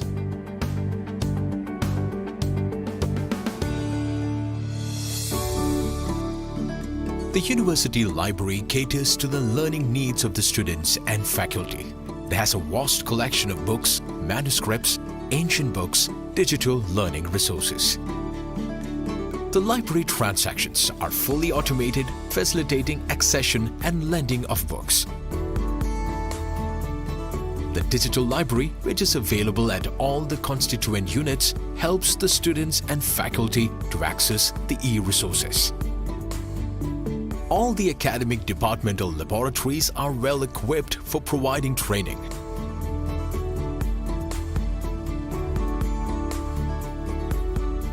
To enhance experiential learning and skill acquisition, the university has created Center's Advanced Surgical and Skill Enhancement Division, ASSEND, and a state-of-the-art advanced comprehensive clinical training and simulation center. These facilities are one of their kinds in the country and provide training support to the students and faculty from other institutions. The examination section is fully automated with an indigenously developed examination management system procedures involved in the pre-examination, examination and post-examination processes. This has enabled to bring in several technological reforms in the examination system, enabling speedy announcement of results. The university has been making constant and concerted efforts to actively engage in research. Research support facilities available in the university include state-of-the-art central research facility with modern equipment for conducting advanced research in emerging areas like microbiomes, cell signaling, nanoscience and microfluidics, stem cell and tissue engineering, systems biology and molecular medicine, omics technologies, bioinformatics and biostatistics supported by highly qualified manpower, funding, informatics tools, Animal House and Ethics Center. The Ethics Center has the unique distinction of imparting NIH USA funded postgraduate academic programs in research ethics.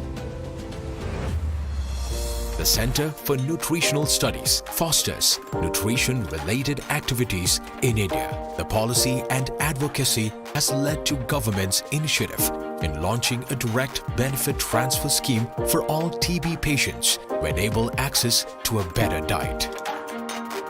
This center has developed maternal nutrition advocacy, implementation, policy and planning in collaboration with Ministry of Health and Family Welfare, UNICEF, National Center for Excellence and Advanced Research on Diets, Yenapoya Technology Incubator, aimed towards identifying, fostering and mentoring innovators, entrepreneurs in the healthcare innovation process. Recognized by the BIRAC, Yenapoya Technology Foundation supports startups and more than 60 patents have been applied, published or awarded.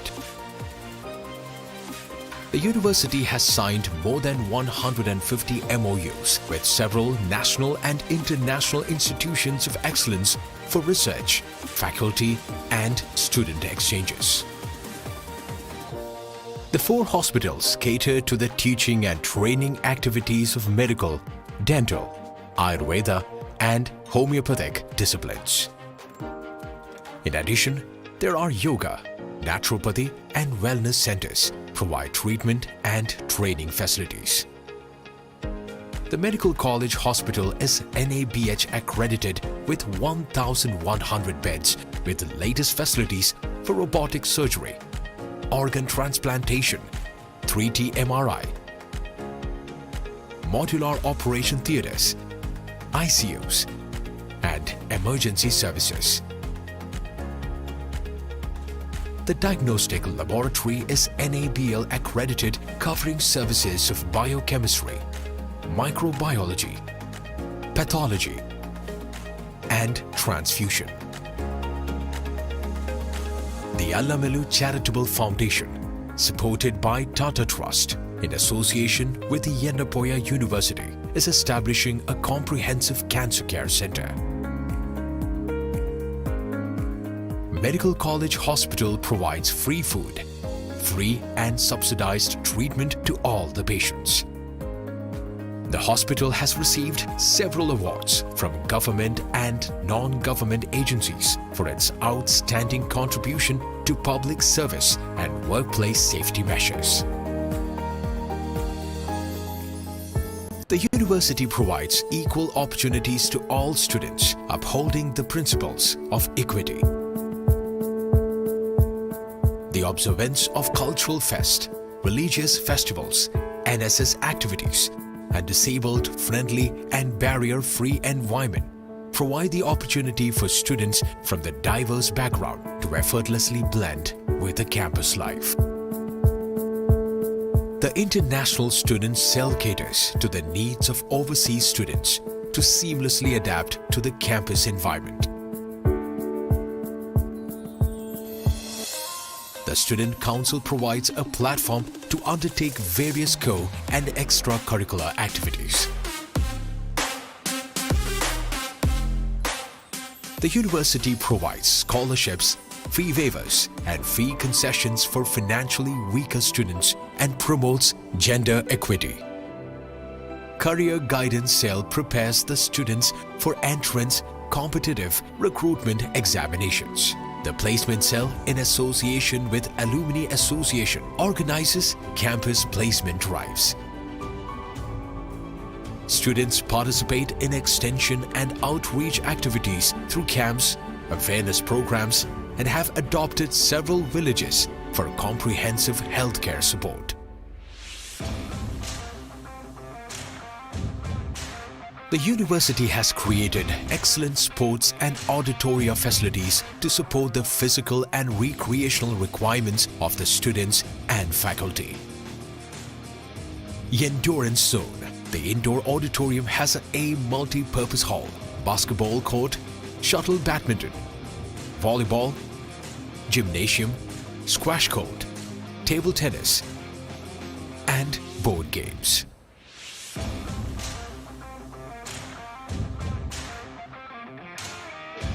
The outdoor sports facilities include international standard grass soccer ground, cricket practice nets and stadium, kabaddi court, throwball court, and athletic stadium. There are 13 hostels for students, 7 for women and 6 for men, and are provided with solar water heating, uninterrupted power supply, and Wi-Fi facilities.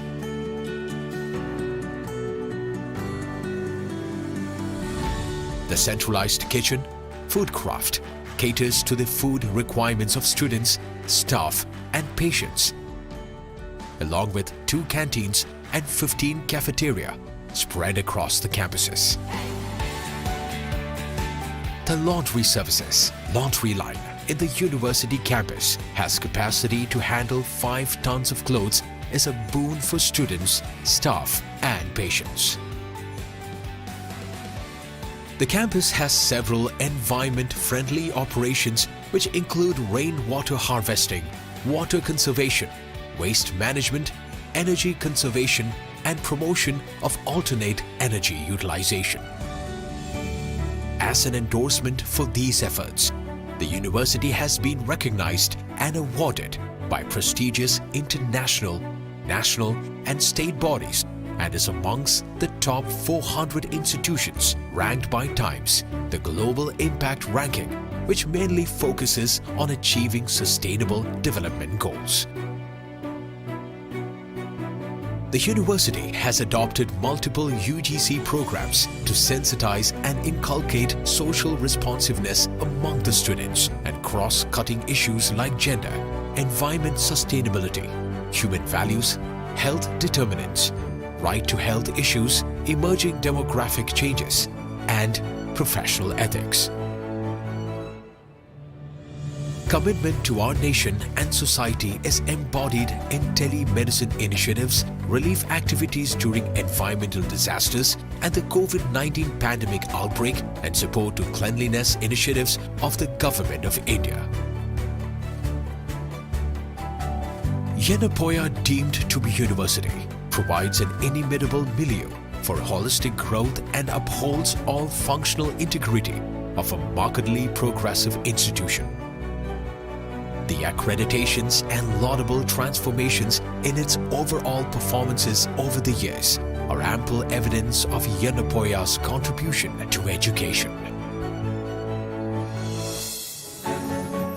Through its futuristic vision, it intends to transform into one of the acclaimed educational institutions. The strategic plan Yen Vision 2035 emphasizes on the goals to reach the forefront of academic excellence and to be among the top-ranked universities globally.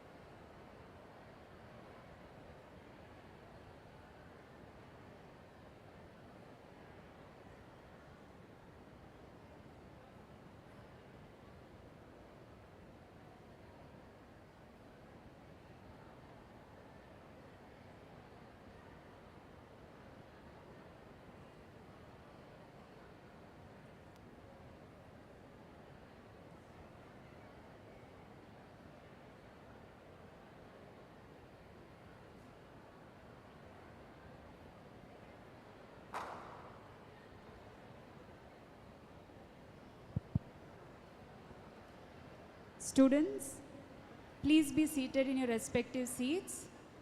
The afternoon session will commence shortly.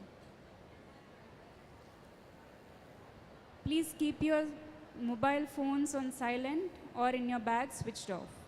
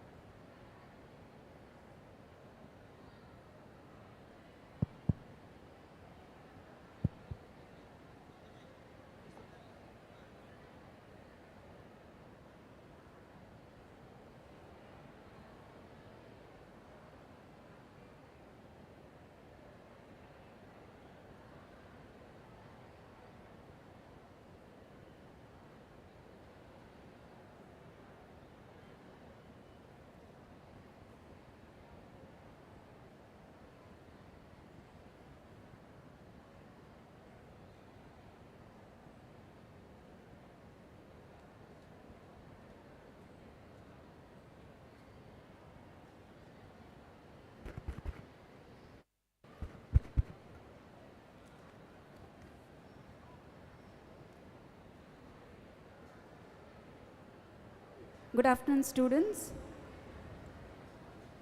Good afternoon. Yeah, thank you. Let us begin our afternoon session.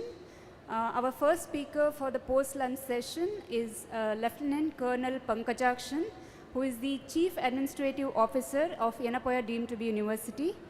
He has 34 years of commissioned service in the Indian Army as an engineer officer and handled many important positions like senior administrative posts of Army, executive engineer in military engineering service, project manager of prestigious Indian Naval Academy, commanding officer of NCC unit at NIT Surathkal. After retirement from Army, he has served as registrar of NIT Calicut from October 2016 to 2021.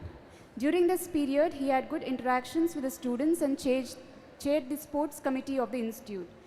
He joined Yenapoya Deemed to be University in November 2021 and managing campus administration, security, transport, housekeeping, public relations, and project and maintenance. He is the nodal officer for anti-ragging in the university. We welcome you, sir, to deliver your talk.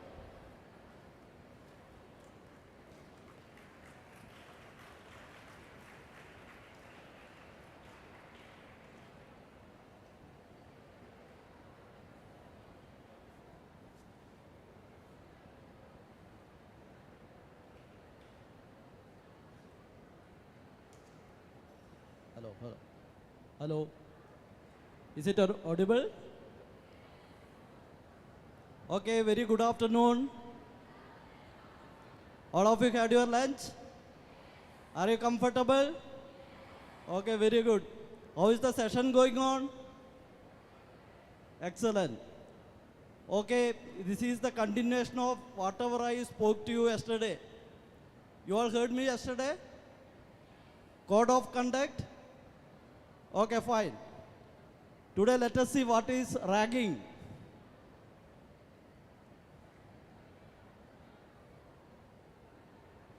So today I am going to talk about anti-ragging measures. Okay, let us see what is the aim of this session today. So we are having ragging-free campus. Please settle down. All please settle down.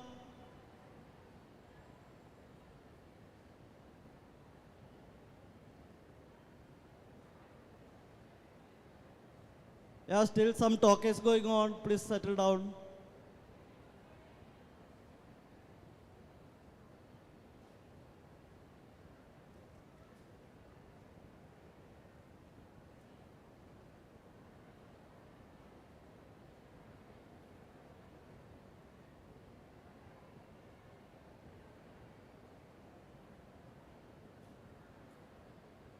All of you please maintain silence.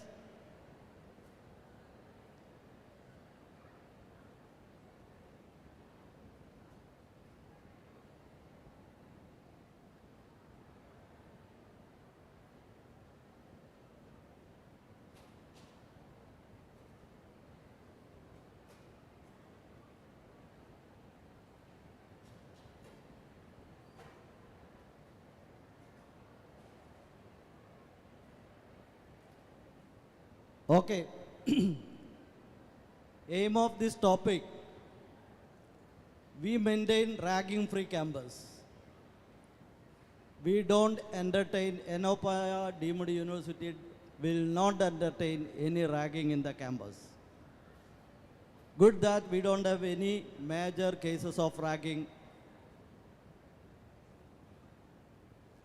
Any faculty, please make them settle down. All of you please settle down. Please settle down behind.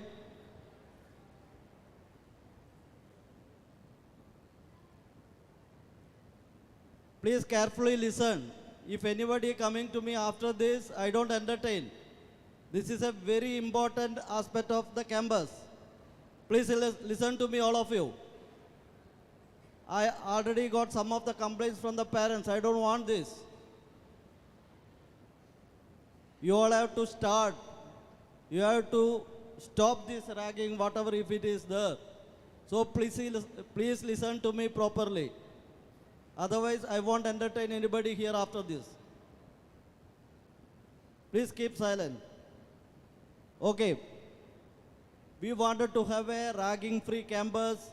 As of now, we are very happy. We don't have any major issue of ragging. I hope we will all together eradicate this ragging. So let us go through what is ragging all about. We don't entertain. We wanted to maintain ragging-free campus. Anything we notice, anti-ragging, we will take stringent measures, stringent action against that individual or students. Strict punishment to all the defaulters, those who are entertaining ragging, those who are getting involved in ragging. You are all first years now, freshers now. The same batch will, as time goes, you will become heroes. We don't entertain that. So this is the right time you all have to listen. You have to listen now properly. What is the terms of reference? There is a strict, clear-cut Supreme Court order for this ragging, against ragging. It is a punishable offense. You please understand, it's a punishable offense, because I don't want to inculcate the knowledge in you what is ragging now onwards, so that we can continue with this ragging-free campus concept. So there is a UGC, University Grant Commission regulation, draft regulations are there. Very clear-cut order is given what to do, how to stop the ragging, what are the measures to be taken. So let us see what constitutes ragging. You all heard that ragging, isn't it? Everybody came to know what is ragging. Let us see what is ragging all about. Any conduct by words or act which has the effect of teasing, treating or handling with rudeness any fresher or oblique student. Please note that it is not only with the seniors, among you also. Among you also, there are cases somebody is teasing.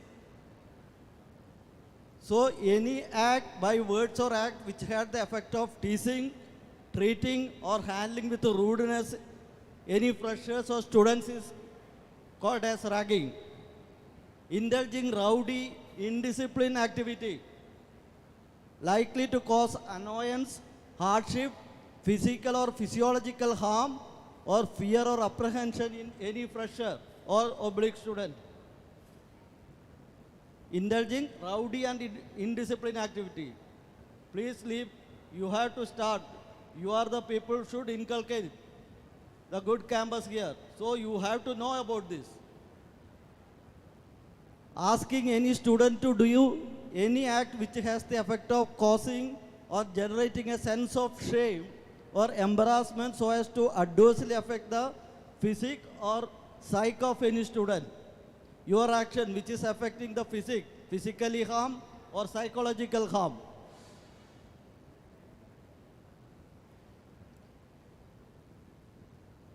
Exploiting the services for completing the academic tasks assigned to an individual or group of students.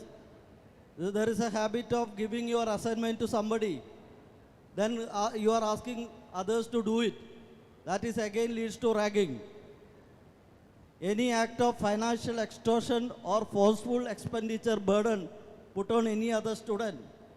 Seniors are asking you to pay for something, taking money from you, or in between, and coming to me, again leads to ragging. Any act of sexual abuse. In the hostel, it can take place sometime. Homosexual assaults, forcing obscene, some photos, lewd remarks, acts, gestures, causing bodily harm to somebody, any other danger or health or person of any students leads to ragging. Any act that affect or abuse by spoken words. If you speak something, put it on emails or post public insults including deriving perverted pleasure. You make them somebody's wrong picture and put it in the mail, put it in the WhatsApp group for some pleasure. Vicarious and sadistic thrill from the activity of passively participating in the discomfiture of any student to intentionally make them discomfortable by passing such remarks or any WhatsApp message. Any act that affects the mental health and self-confidence of students. Somebody totally behind somebody and his or her self-confidence will go down. We can notice, if somebody comes, we will ask them, we will have a committee, we will ask them what is happening. Without an intent to derive a sadistic pressure or showing of power, we wanted to show the power. I am something, I am a hero here. This all leads to ragging.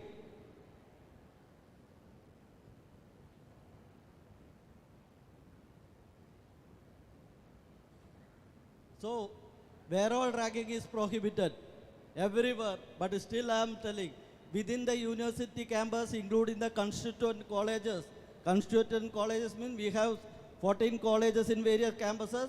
In all the colleges, hostels, if you are staying in PG accommodation, those who are coming from outside,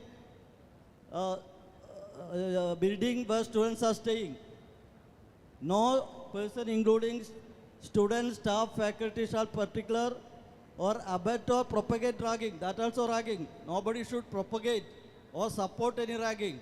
That also punishable. No person shall practice ragging in any form within or outside the premises of the college. Any person who contravenes the provision listed above shall, on conviction, be punished with imprisonment for a term which may extend to 3 years. Please note it. It is not a joke. It is not otherwise. If somebody get into the ragging, I don't have to take any action. University doesn't have to any action. We will inform the nearest police station. They will arrest that individual and put it in custody. This is a very, very serious offense. And we may penalize also. It depends on the severity of the action.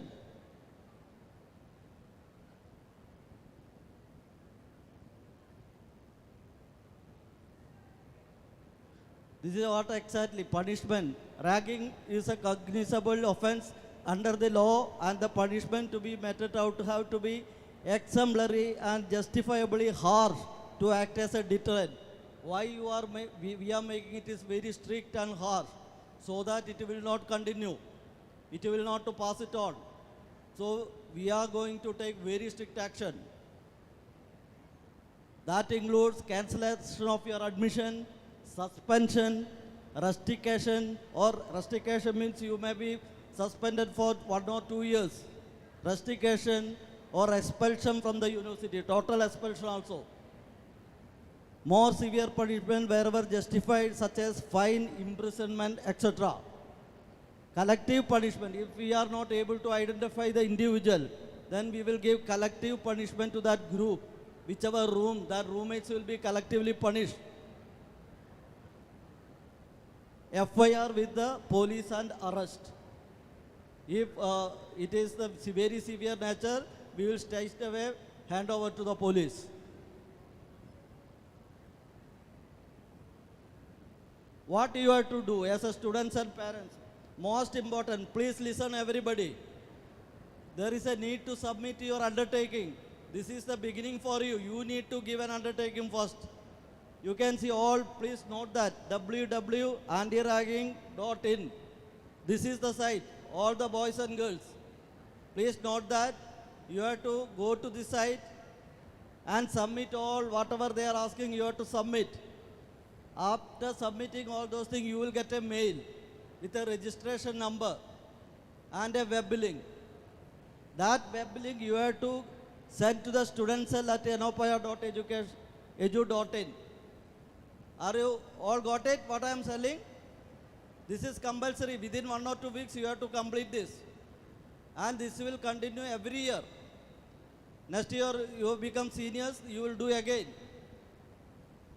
So please note all those things. I want the confirmation, all the faculty coordinators, please note it. They have to complete this undertaking within 2 weeks of joining. It will be in our record. and the consolidated state will come to me, Chief Administrative Officer.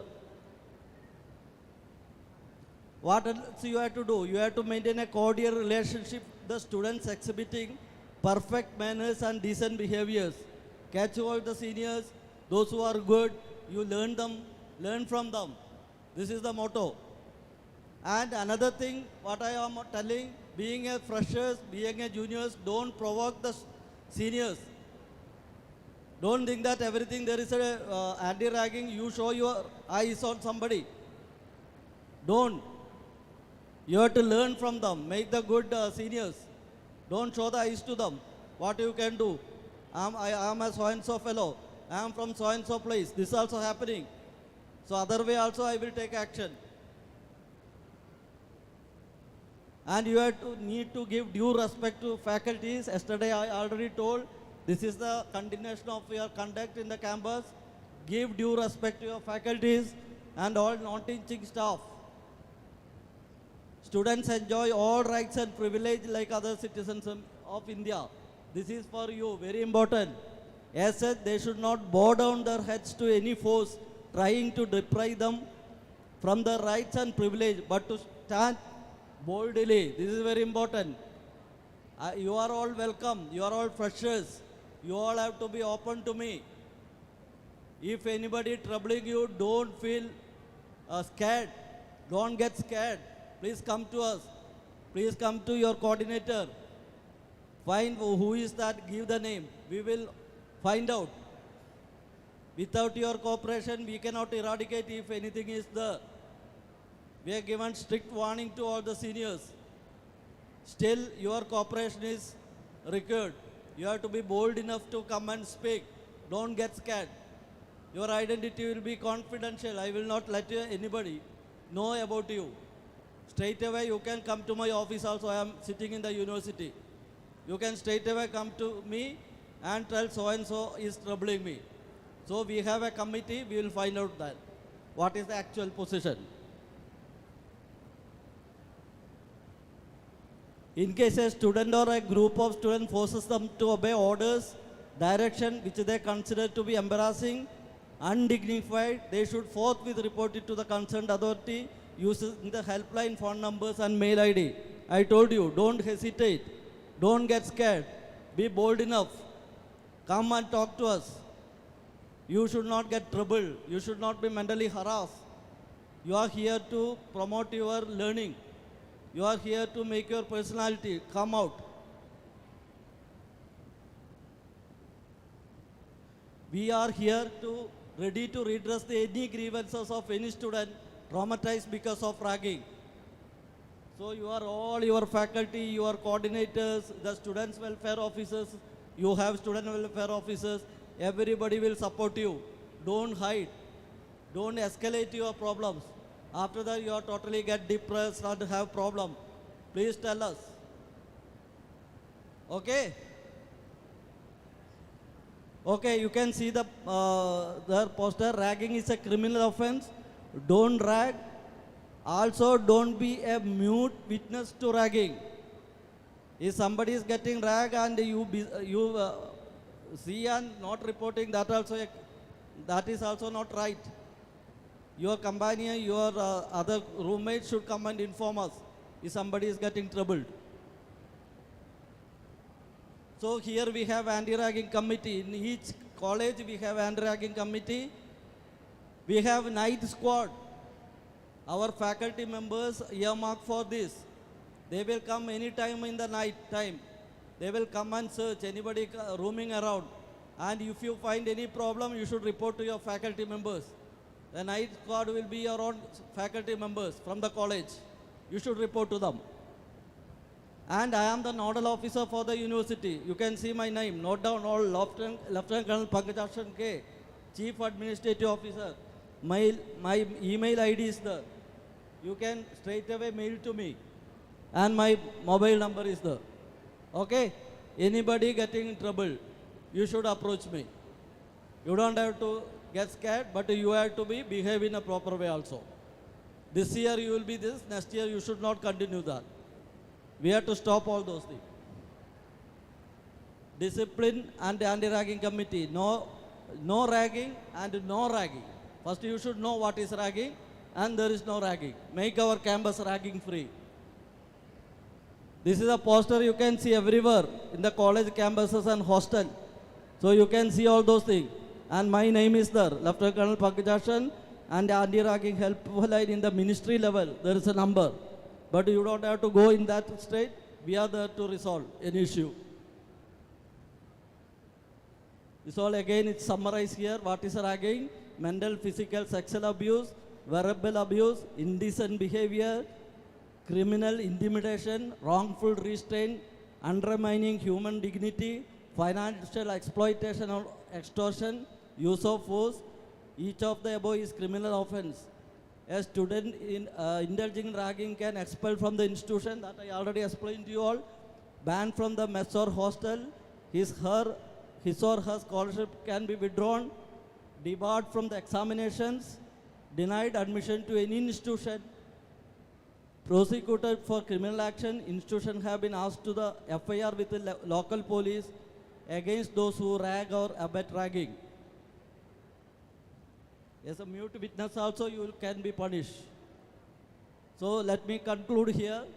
The aim of addressing you all today is to acquaint you the members of YDU family. Yesterday already I told you, all of you are now our family, Enopaya Deemed University family, particularly the students with the various provisions of law on prevention and prohibition of ragging in educational institutions. You all understood now what is ragging? Okay. So to educate the punishment also you understood?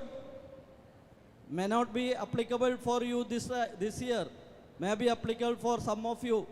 Some of you have some spirited mind. Okay, I will catch hold. This year I will catch hold those people. If anybody wanted to become in a different way, I personally see them. So don't inculcate all such activity here.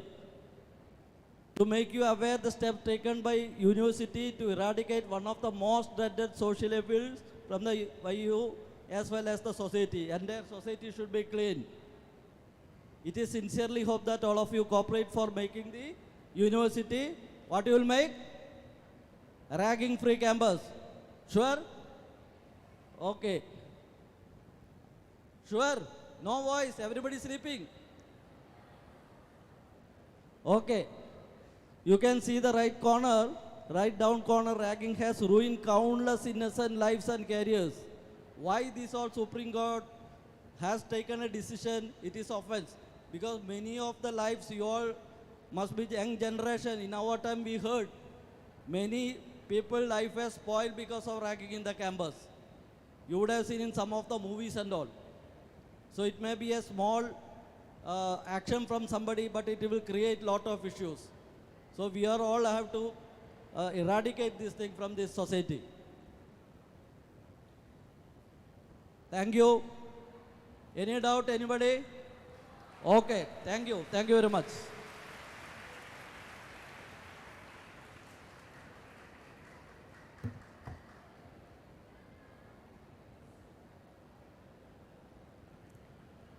Thank you, sir, for orienting the students to one of the most important aspects of college life. Every student would love to be associated with the institution after they leave the program and leave the college. Our next speaker is Dr. Syed Moman Miqdad Tangal, Assistant Professor, Department of Oral Pathology and Microbiology, Enopaya Dental College, and Secretary, Enopaya University Alumni Association. Sir will be giving a talk on alumni activity. We welcome you, sir.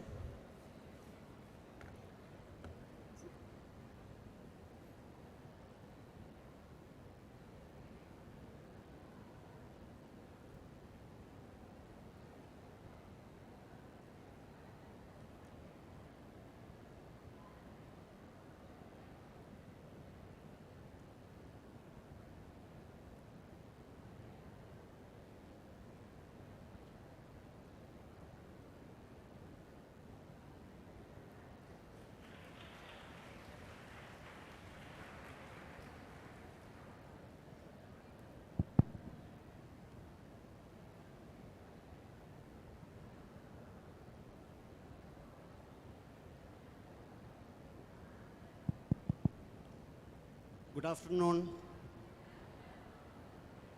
A warm good afternoon. No, you are sleeping? Yeah.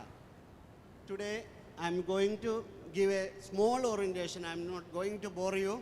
I'll be taking 10 to 15 minutes because you are going to be a part of NPI deemed to be university family, but you are just beginning. Once you complete your course, you will be part of NPI family or NPI University Alumni Association.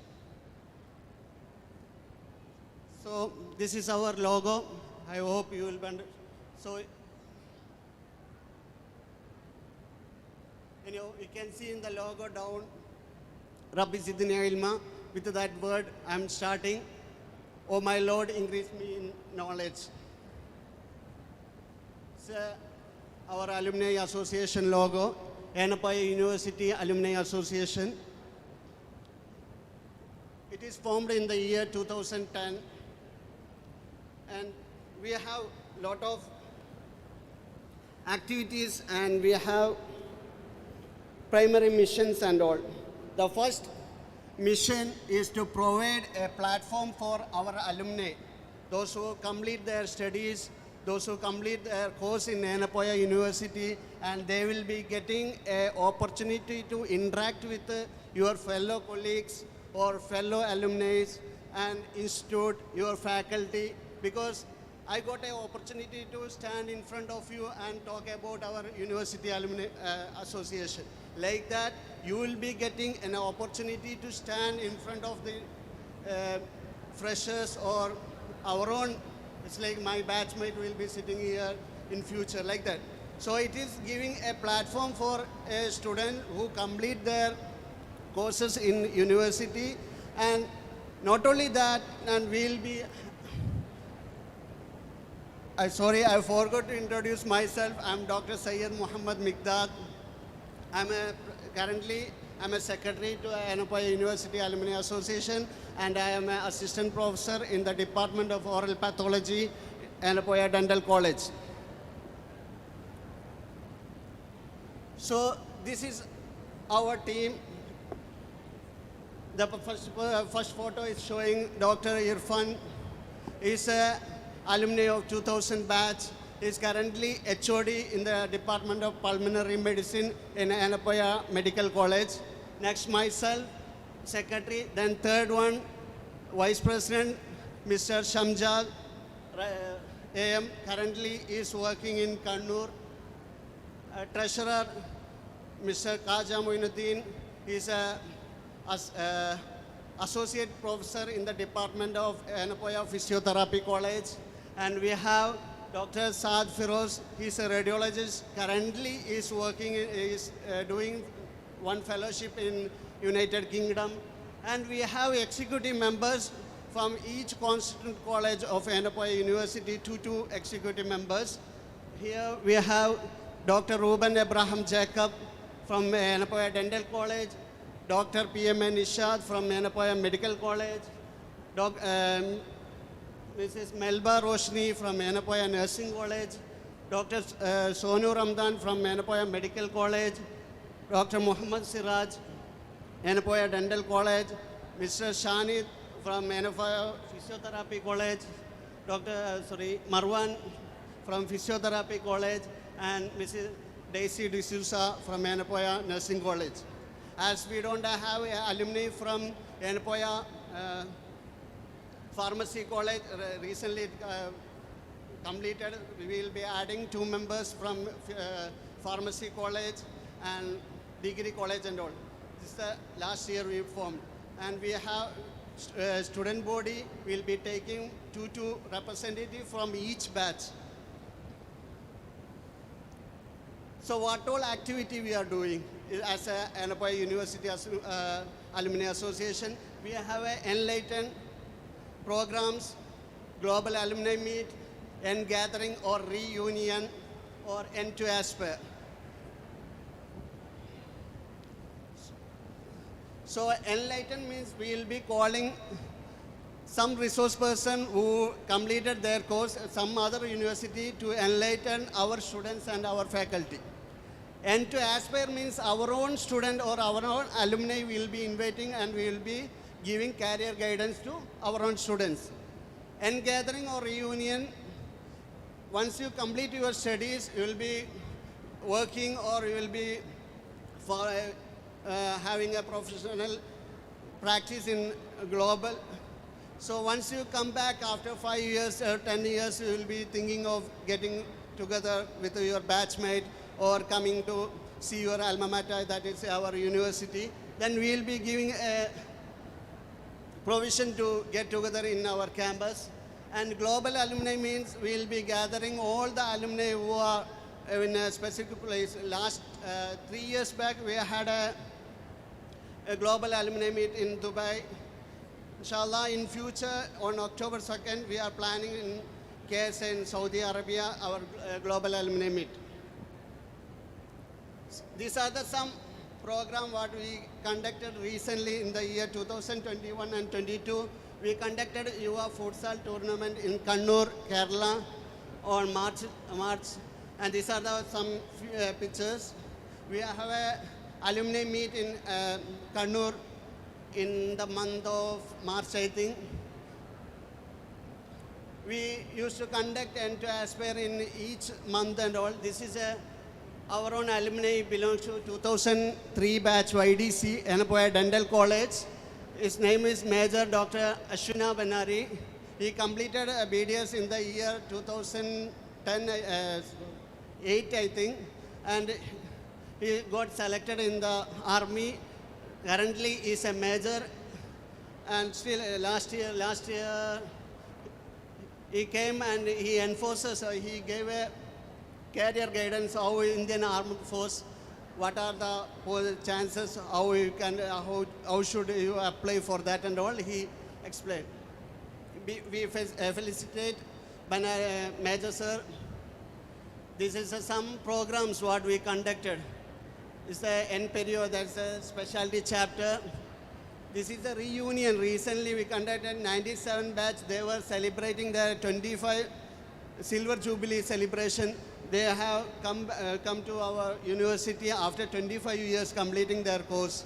And see, these are the, I think around 30 alumni had gathered here. And you can see one check form. That's the URI's contribution. They contributed 5 lakhs for the institution. How much? 5 lakhs. It's like in future, your financial and your physical support is required for to grow our, to make grow our university. Your support is mandatory. Whatever is happening, if it's a NAC related thing, your support is required. As a student, now it's required. Once you complete your studies, once you become alumni, your support is required. Whether you will give support, you won't support us, you have to support. Unless if you not support, then you won't get a better ranking also. Now you got A++. In A+, we are expecting it should be A++. What is who is getting the benefit? For us, for everyone will be getting that benefit. As a faculty, I will be getting. As a student, you will be getting. So your support is mandatory. You have to support. Okay? This is our joint secretary. He was here working as a radiologist. In between, he went for doing fellowship in radiology. So we gave a farewell for him. It's a party. This is online because like because of pandemic, we were doing all the things as a webinar and online programs. We conducted vaccination drive and we were, and this is like our Dr. Irfan. He belongs to 98 batch, Anapoya Dental College. Currently he is working in Brazil. We had a webinar on the topic of artificial intelligence. This is an inauguration of Yuva PhD Public Health Dentistry Specialty Chapter. Recently, it's like August 2nd and 3rd, we conducted an alumni Dr. Irshad Memorial Basketball Tournament. Our Dr. Irshad belongs to 2010 medical student. once he completed his in final year, he went for some picnic in Ladakh, and all on the way he collapsed and he died. He's no more with us. On the memory of Dr. Richard, we were conducting the basketball tournament. This is the same photos. And we recently, September 5th, we celebrated as a Teachers' Day through our web portal. And we have, as I mentioned, we have a lot of chapters. Chapters mean, especially, it's like we have 3 chapters right now. One is Saudi chapter, one is Emirates chapter, and one Malaysian chapter. This Emirates chapter, they usually,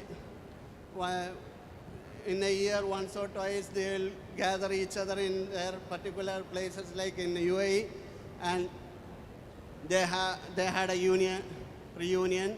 This is happened in Saudi Arabia. And interestingly, we have a website and app that regarding this one we will be introducing later, because right now we are not taking you as an alumni member. So in future we will be explaining how to join, how and all. So it's like this is a homepage of our web portal, Anapaya deemed to be University Alumni Association. So with your Facebook account or Google account or LinkedIn account, you can just join it. Right now, we'll be getting all the details, how many people are there in and around. You can see a map below. How many people are there in South America, we can see, we can point out.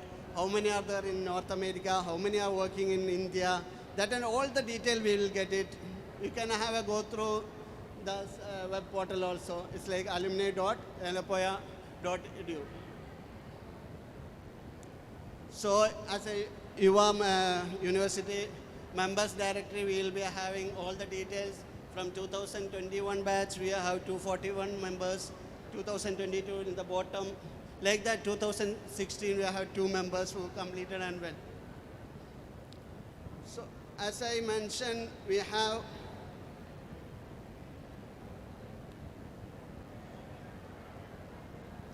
various activities of social, academic, and we have a regional level quiz competition as an academic part, and it was conducted by Nursing College. And they got a collection from our seniors or like alumni, 7,500 collected. And there is a Yuva Ashraya initiative for a social cause that we have 34,500 rupees. Whoever in our medical college hospital, if any poor patient comes, and once we check the genuinity, if the the financial background, background and all, we will try to help them. And we have a reach out and supporting education rise. It is initiated by 94 Anapoya Dental College batch, and around 65,400 already collected, and we will be looking forward for helping poor people, students who required financially support.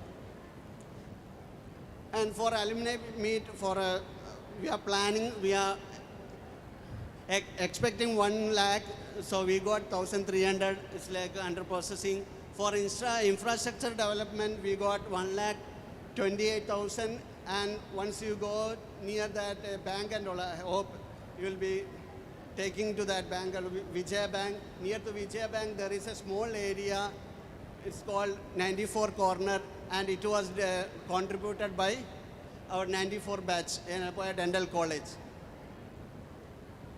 It's like BH Sripati Rao sir, endowment program from the oral surgery department, and alumni contributed 2,99,000, and for scientific research scholarship there is a 10,200, and we already spent that. By these words, thank you so much for your patient listening, and I'm welcoming you to the Anapoya family. Thank you so much.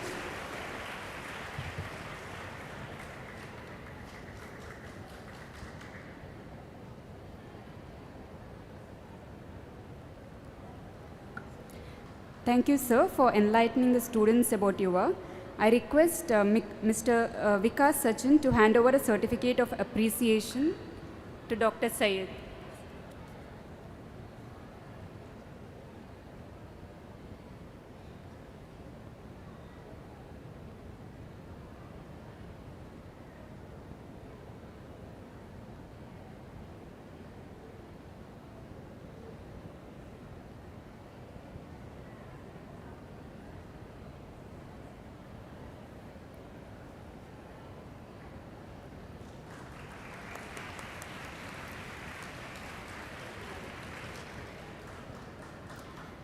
Our next speaker is a very dynamic personality, Professor Ludhraj, Principal, Yenapoya Physiotherapy College. He has qualified with Masters in Physiotherapy in Neurology and Psychosomatic Disorders and is a recipient of Gold Medal in Academic Achievement. Currently, he is at the verge of completing his PhD in Physiotherapy from Lovely Professional University, Punjab. He has 21 years of teaching experience, handling different levels of students from diploma to postgraduate courses, and also has 10 years of clinical experience as a chief physiotherapist. He has conducted 18 research workshops and 9 neurological trainings in India and Malaysia since 2006. He was honored by the Indian Association of Physiotherapists in March 2015 and also in March 2022 for successful contribution as an international academician in the field of physiotherapy. He served for 10 years in Malaysia at Masha University, starting from a program leader to the level of deputy dean in a span of 10 years. He is very popular among his students for the tremendous research knowledge and among the physiotherapy fraternity for his administrative capabilities as an efficient leader. Sir will be delivering his talk on time management, which is crucial in any professional program. We welcome you, sir.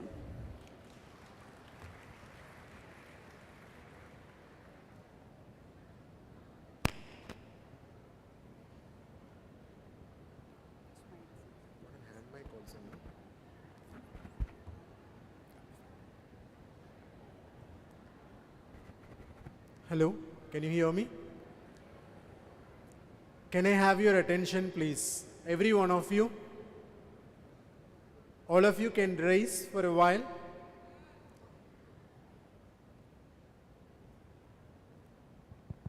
Hello. I would like to request all the students, please stand up. All the students, please stand up. Look up, please. Look up the auditorium. Please have a look up. Look down. Look to the sides where your friends are standing next to you. Please look at them properly. Now sit down. I believe it's a long day for you all. Hearing to different forms and different speakers on different topics. And finally, I am here to conclude the day with a topic that is called as time management. Can I have your attention, please? Over there, the last. If you are quiet, you will know better how to manage your time. How do you all manage your time? How do you all manage your time? If the phone is on, automatically the time is getting managed very quickly. We don't know when the day starts and when the day ends. When the night starts and when it is dawn, we are not aware. So it is all lying in that phone, in your palm, which is giving you the information of the whole world, if I am not wrong. So it's not only youngsters, most of us are getting, in a way, addicted to our gadgets, which is evolved us in a different way to deal with the time from the past. So by means of speaking time management, it's not about how to use your time effectively. It is about how to not waste your time effectively. This is what is the slogan that everybody should be registering in your mind rather than telling about how do we manage time effectively. I would like to come directly to you and ask you a few questions and see in what way you are managing the time. Say for example, morning once you get up, over there, morning when you get up from your bed, what and all you do in general? Can I ask any one of you?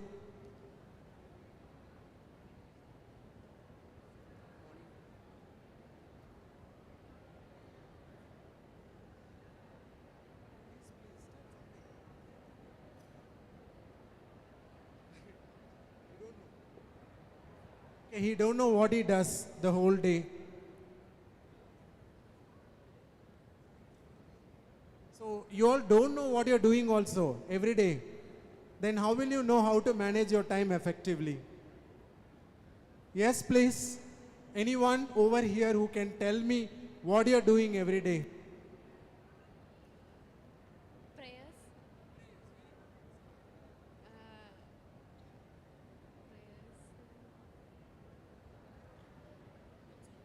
So 24 hours she is praying. Very great. Some more answers. Good afternoon, everyone. Okay. This is very ironic because most of the students are wasting their time instead of listening to the lecture and in their phones. But yeah, yeah, they are obviously wasting their time. I must say that. Even yesterday's digital lecture, they missed it, I guess, because they were busy sending snaps to their friends. I noticed that. Okay, when I wake up, I usually I have this thing in mind that I should not be using first thing that is phone. I should not be using it, and pray, meditate, and then have time for myself, and then plan my next whole day, journal my whole day, and go through it. It's like, thank you. That's something very nice to hear these words from an youngster. First of all, you must understand that over here you're all gathered for only one reason, that is induction or orientation. So this orientation is preparing you towards your professional life. That is why all these topics are staged in front of you to give you the glimpses of what you are going to do in future. Plus, you are being introduced with various services and facilities that is available in this university. So you are getting introduced to all forms of services that we are offering. That is why, though you are all from different courses, you all have been called here together to give you that information. Of course, yes, some of the information could be interesting and some of the information that you are receiving could be not that interesting. But in a way, you will be coming across all these forms in the near future, in the remaining time that you're going to be with us. Let me not deviate from the topic that has been allotted to me. I would say that there are only 3 things to manage your time effectively or not waste your time and use it most effectively. You got it? So the very first one is P stands for, there are 3 P's. The first P stands for planning. Plan whatever you are supposed to do, please plan it wisely. Plan it systematically. Plan it sequentially. You got it? The next P is prioritization. The first P is planning. Second P is prioritization. And the last P is performing. So that whatever you planned and the one that you prioritized from the ones that you have planned, you have performed it to the best, or you have performed it to your satisfaction. You got it? Planning is not like, say for example, you would like to go out for a movie. Okay? If you would like to go out for a movie, what is the first thing that you do? Order popcorn. Movie, she is ordering popcorn. I appreciate the interest in popcorn. What you do before you think about a movie? What do I do before I think about it?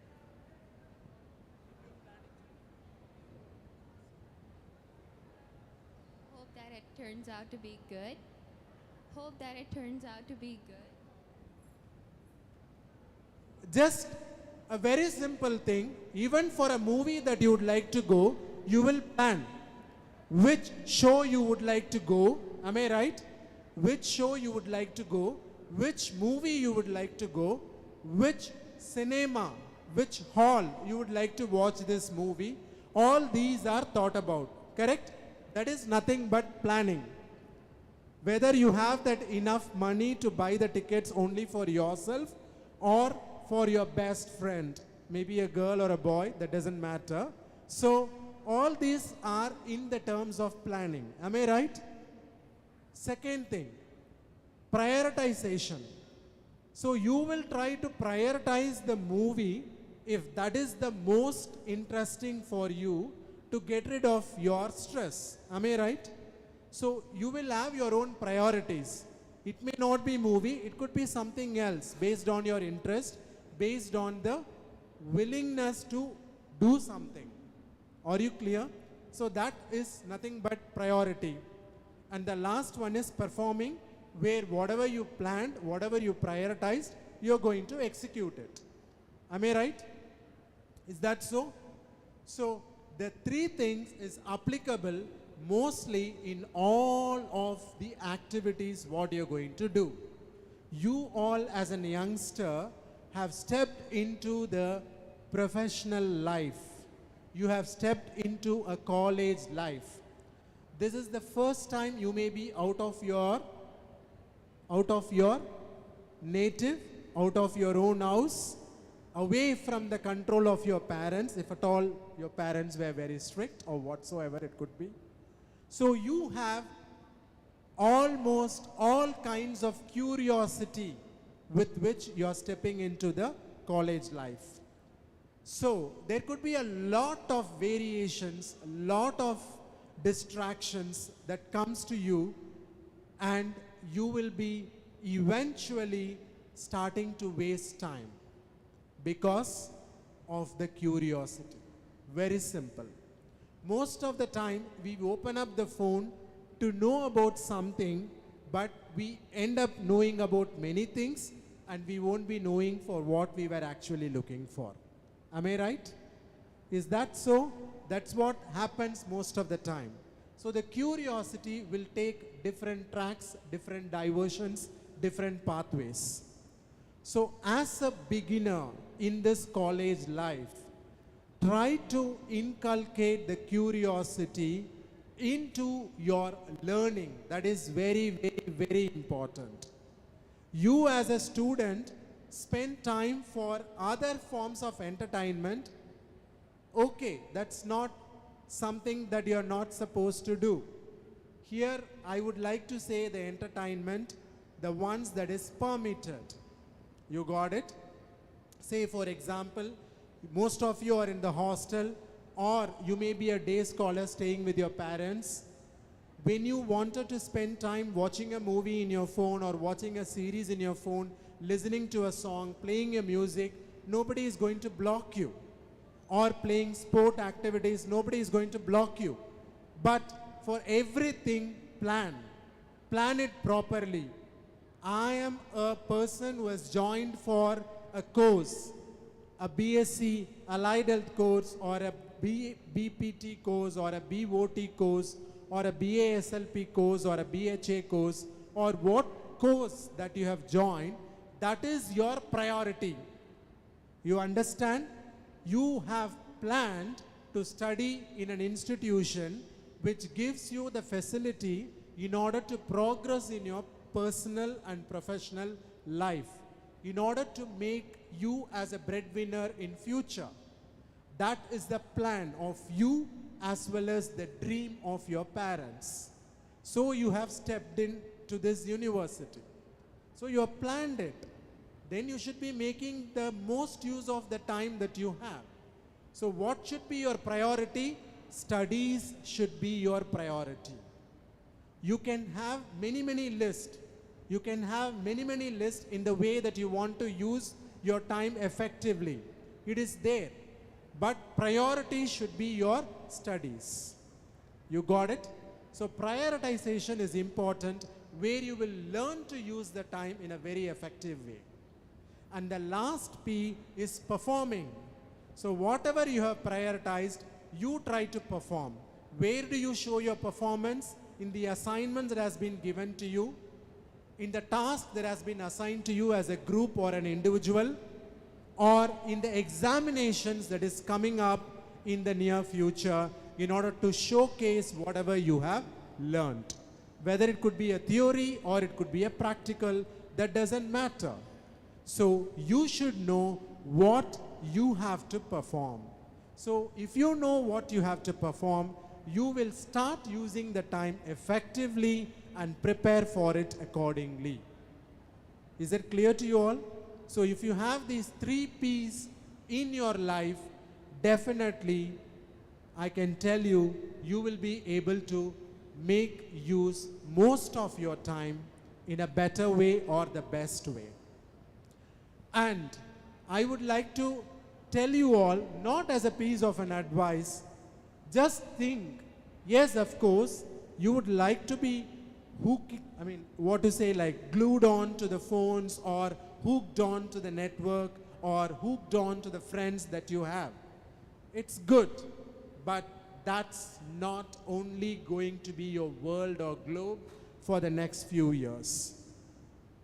You can have your fun, it could be frolic, no problem, but you see that that's not going to deviate you by any means and make you as an addiction for that particular task.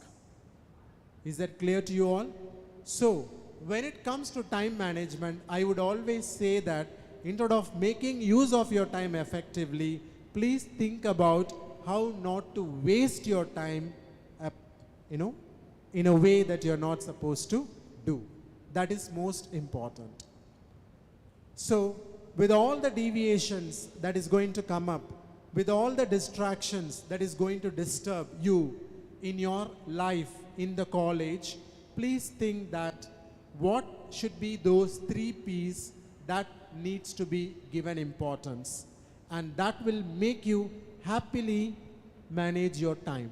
Like you are managing your time effectively, leaning onto the next person's shoulder and sleeping, because you have prioritized sleep in the post-afternoon to be your best usage of time, if I'm not wrong. Am I? So please think about what you're doing and act on it wisely. That is most important. And I would like to give you small tips in order to do these 3 P's in a better way. Coming to the planning, always have a to-do list. It's a very simple thing. Always have a to-do list. A small notebook you please have, or it could be a scribbling pad or a sticky notes, whatever you could say or whatever you could afford to. Just buy that every day, even if it is a one single task that you need to finish for that particular day, write that and put it in front of you. And most of you would like to have your phone as an automated schedule or a calendar to remind you of that particular task. Please use it, no problem. So it could be physically in front of you, or it could be sitting on virtually inside your gadget. That's fine. But try to have a to-do list for your own self. The to-do list can be anything. Today I need to play between 5 to 6. Today I need to, enjoy music between 7 to 8. Today I need to start with my assignment work, at least an introduction. Please have a to-do list. It could be very simple things, doesn't matter. Put it in your to-do list. That will be the planning, and it could be making you the most effective plan in future. Second thing, priorities. So from your to-do list, you make a numbering sequence which needs to be given importance among these three. If I couldn't play today, is that okay? If I don't listen to music, if that is okay? If I don't watch a movie that is there, is that okay? If I don't write the introduction for this particular assignment, is that okay? That should be the priority by means of numbering them. You got it? A to-do list, which was your plan, will give you a better performance if you are prioritizing them. Then based on your sequence, based on the numbers that you gave to the to-do list, please prioritize the one that you would like to do the first. You got it? Maybe the assignment is due within 3 days of time. So you want to prioritize writing the introduction. Let me go to the library, or let me discuss with a small group upon this particular task. Or in the college, let me discuss this with the subject coordinator, which I am not able to put it together. So let me clarify that. Please try to have an idea of initiating the works that you are not able to accomplish. That will help you to complete the work eventually. You got it? Don't try to be a person who is always playing from behind. You be the front runner. Always don't expect somebody to pull you to the front and come up with your own solution. You should be the person who is coming in the front. That is how your time will be used effectively. If you are the person who is always in the behind, and if you are expecting your friend to talk for you, I will tell you, you will be standing behind. Your friend would have ran away somewhere. Somewhere in the sense, he would have gone up very quickly in the professional life. You got it? So I'm not trying to demotivate you by any means, but I'm telling you how good it is for you to be in the front and lead a crowd behind. You got it? Is it clear? Anyone? Do you disagree with me? Let me know. If it is something against on what you're doing and you're using the time very effectively, and what I'm telling you is not going to help you by any means, I'll definitely take back my words and plan, no problem. Got it? So you may be having better ideas. Your young brain, you may be knowing to use your time more wisely than the suggestions what I've given you. No problem, please use it. If at all you feel your time is being used without any kind of wastage. But I feel it strongly, when there is a proper plan, when there is a proper priority, you will be able to automatically perform, and you will feel the satisfaction that everything has been achieved in the time that you're supposed to achieve. We do go for different kind of ranking in order to get the competency with other universities. So in that ranking also, there is a question to us in which they ask how the graduates have achieved their award, what is the duration that they have taken, whether the graduation has happened on time or there was a delay. If these 3 P's are not there, we cannot get that ranking. You got it? You as a graduate, you should have achieved your degree in 4 years. You should have achieved your degree with internship in 4.5 years, or whatsoever it could be. That is based on your different courses. But I can tell you very, very strongly, if you have wisely used your time, your graduation will happen on time. And our ranking also will happen on time by means of producing appropriate graduates. Got it? So you are the seeds for any institution. If these seeds are growing in a better way, it is going to help the institution as well as the country, and eventually the house or the home from which you are all coming. Is that clear to you all? So please, as I told yesterday during the vote of thanks, opportunities never come on its own. It needs to be created. You have got the opportunity which has been created by your parents or by your own self, that doesn't matter. But make most use of that opportunity, what is there in your hand, with the best use of time that is available in the next few years. With that, I conclude my talk. Thank you very much.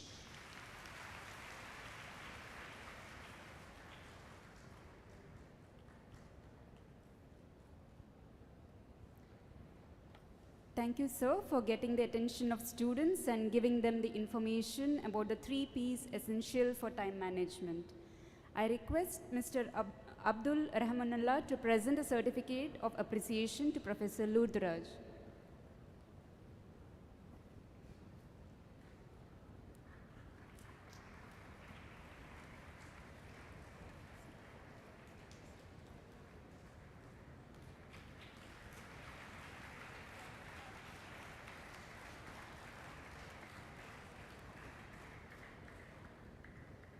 This was the last session for the day. Thank you, dear students, for your patient listening throughout the day. Please join us tomorrow for the day 3 of the induction program. I thank all the teaching and the non-teaching staff for their support today. Thank you, one and all.